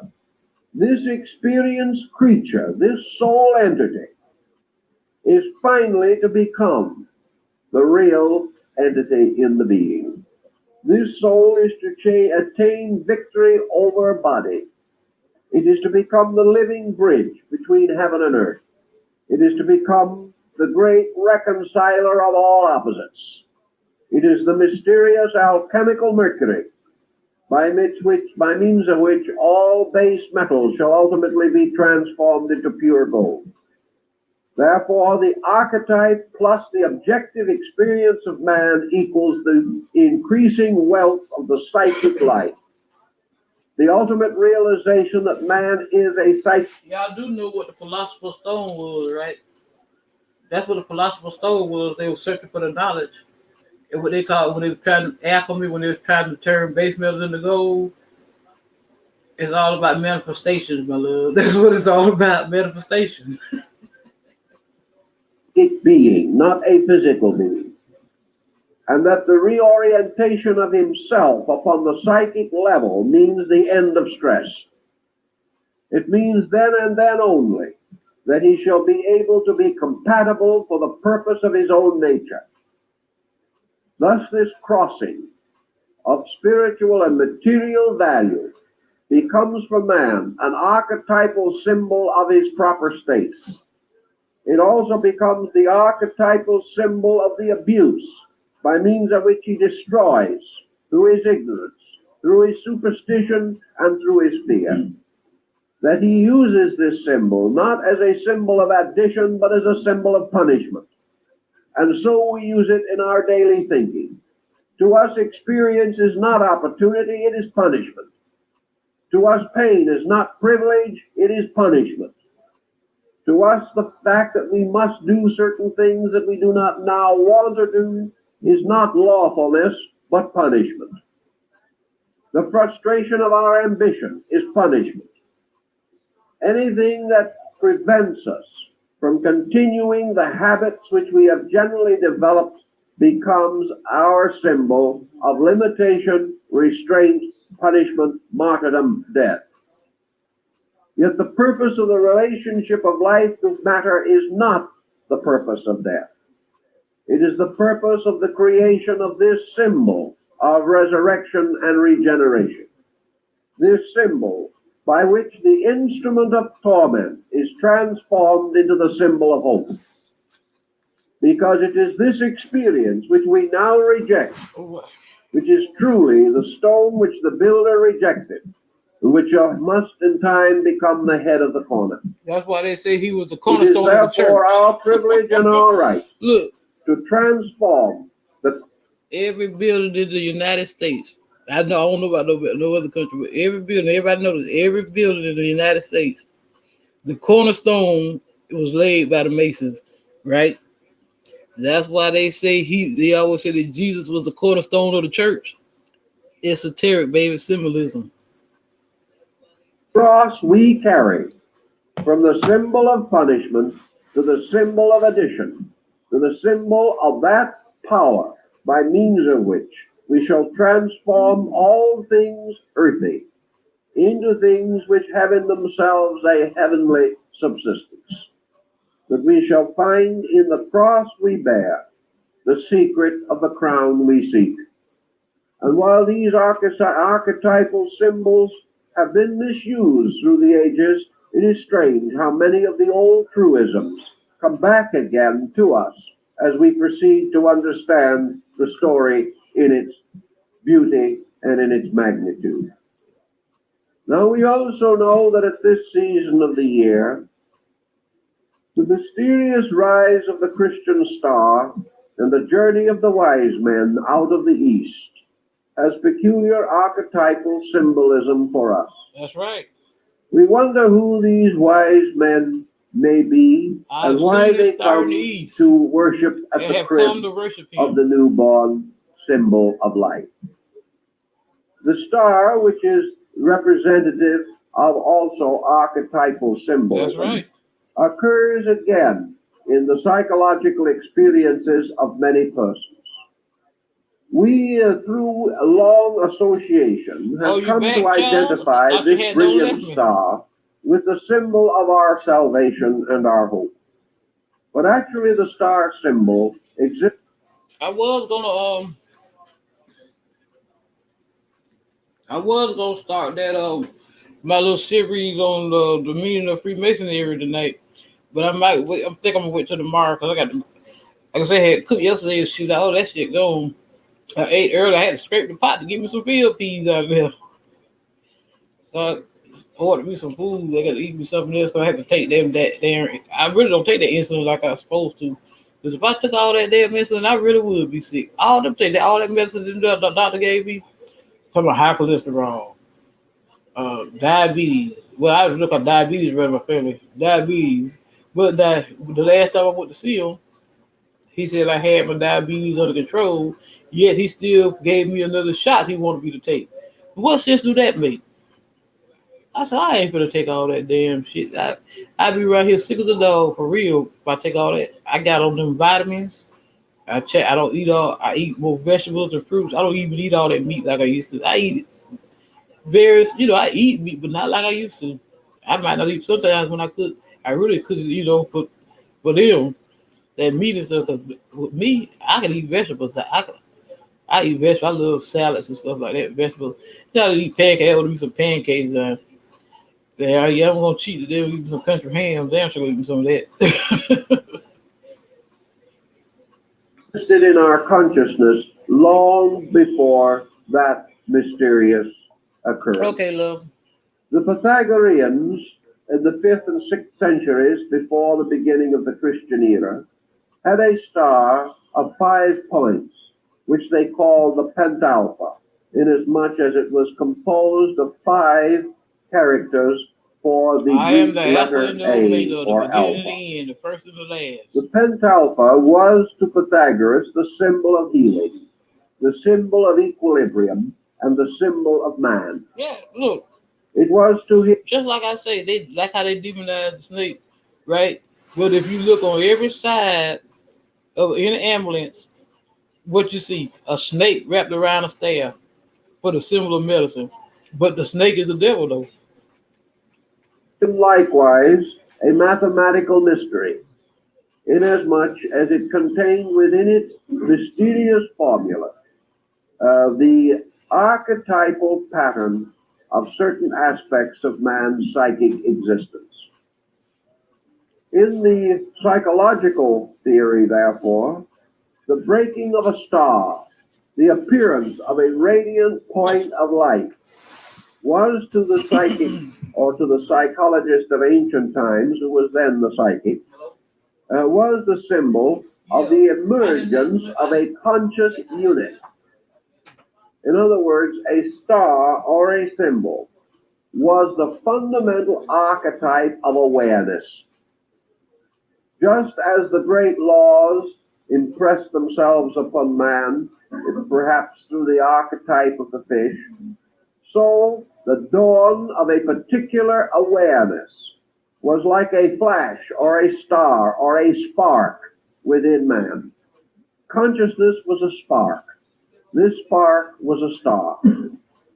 This star was not the archetype of the universe moving in upon him. It was the dawning or awakening of his own unit of consciousness. Therefore, the star was the symbol of the dawn of the conscious entity in man. It was the symbol of an idea, the symbol of a basic value of which man suddenly attained awareness. It might therefore be a consummation of whatever experiences caused man to suddenly shine with understanding inside himself. The star was therefore, to a measure, the symbol of the archetype of the soul unit, the psychic self, which was gradually to come, and the promise of which was in the form of the star. Various explanations have been given for the 3 wise men and the gifts which they brought. I think in the 20th century, our understanding of these wise men should be that man has 3 groups of attributes. These 3 groups of attributes are incidentally rather well personified. A lady friend of mine, she called me. I didn't answer her call, so then her husband called me right now. They want to talk to this nigga here. I said, shit, I'm recording. I'm busy. Then I'm on the phone with him. Somebody beeping in on that damn line. I said, Lord have mercy. I said, if it ain't one damn thing, it's another. But I've been pretty good all day. Well, people been calling me. But it's been like a lot of older, more telemarketers. Somebody always talking about you qualify for this, you qualify for that. Well, if I see a number I don't recognize it, I usually don't even answer it. I got that spam thing on my phone now, so they can detect spam calls and stuff. When I see, like friends of mine call, I didn't know I didn't know my biological mama. She brought me in this world. Like I said, I was adopted. I knew, but see, my parents told me who my biological mother was when I was about 5 years old. So I've always known who she was because they adopted five of us, and all of us knew, all of us know, or knew who our biological parents were. So because my parents adopted me when I was 2 years old. But yeah, I didn't know her ass sometimes. She brought me in this world. So you imagine what I do with anybody else. by the three principal races of the earth. And from these races, according to the story and according to the complexion of these wise men, these sages originally came. Man has a series of powers, which of themselves may be tyrants, but which when brought together for the worship of the psychic unit can become the great servants of all things that are good. Man's primary contribution is therefore to our thinking physical, labor. Man brought in ancient times the fruits of the land which he had cultivated with his hands. He built, he struggled, he fought with his hands for the preservation of his kind. Therefore, the labors of our hands, our daily work, represent activity. And this physical activity represents one of the wise men. Our emotional activity has given us art and music. It has given us a great part of literature and poetry and drama. It has given us inspiration and religion. It has brought us all kinds of soul enrichment. And this, therefore, representing our emotional wealth, the emotional power within us to build, may be considered as one of the wise men. And the third of these is reason, the power of the mind itself. That's right. The intellect, That's by right. means of which we explore As all a man nature thinketh, so and is have he. I sought keep to bring telling the y'all this. unknown within the boundaries of the known. The mind, therefore, makes the offering of philosophy, of science, of innumerable attainments for us, and is a good and useful servant of this compound personality which is ourselves. Therefore, these three, the mind, man here the was smart heart, too, and the man. hand, to come and bow before the mystery of the birth of consciousness in man. Right. It is this birth of Christ consciousness consciousness. which makes the heart, the mind, and the hand the servants of the self. Until this central consciousness demands and receives the homage of our intellect, our emotions, and our actions. These have a certain existence in themselves, and in this existence they may go to excess and extreme and even destroy us. Because if we reason without consciousness, we lose the basic value of reasoning and thinking. If our emotions are not lighted by the star in ourselves, they are selfish and negative. If our actions are not purposed by a divine archetypal plan within our natures, they labor in vain who seek to build. Thus, in the symbolism, the achievements of the outer life, represented by the three wise instruments, or servants, or purposes, or skills which we possess, come to offer themselves to our service, because they have seen the star in the east. They have seen the dawn of consciousness, and have realized that consciousness is their natural and proper ruler, and that each of them fulfills its labor properly only when it is moved by the archetype of life within ourselves. Thus they come willingly and dedicate themselves to the service of the eternal. We may not realize this experience in our daily living, but it is simpler than we know, and it happens to us and we never even sense the correlation or the parallel in the symbolism. An individual goes along working day by day, doing the things he's always done in the way he has always done them. And then suddenly something happens to him.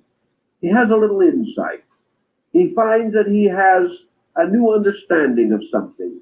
Perhaps the door is opened in his consciousness, and there is a little more of wealth, a little more of depth in him. Also, well, y'all, that's the end. There's like 2 minutes left on here. But I'm going to give y'all a little taste of the series I'm going to start on the meaning of Freemasonry. Just a second here to get it together. If y'all want to hear something, if y'all want to get the real deal, the whole deal, the real deal Holyfield, y'all got to come back.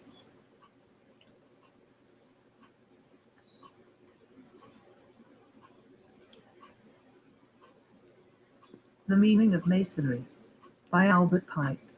Such, my brethren, is the subject on which I have been requested to address you. Some who have the interests of Masonry at heart have thought it was possible to say something upon this subject that might tend to remove erroneous impressions, to increase union and harmony among Masons, and to persuade society at large that its well-being and progress are, to some extent, involved in the advancement and prosperity of Masonry. They have demanded that I should say something. And, though unaffectedly reluctant to do it, my obligation as a Mason bars against me all the avenues of escape, and compels disinclination to yield to the imperative mandate of duty. It would need no argument to show that to the Masonic order itself, as to any other order or association, however unpretending and unimportant, intestine dissensions, struggles for the possession of power. Well, if y'all want to get the real deal, y'all got to come back to me. Make sure if y'all like my content, you make sure y'all hit that like button, share, subscribe. Drop me a comment down in the box below. As within, my loves, so without. This is your girl, Empress Goddess, and this has been Empress Goddess Presents. As above, so below.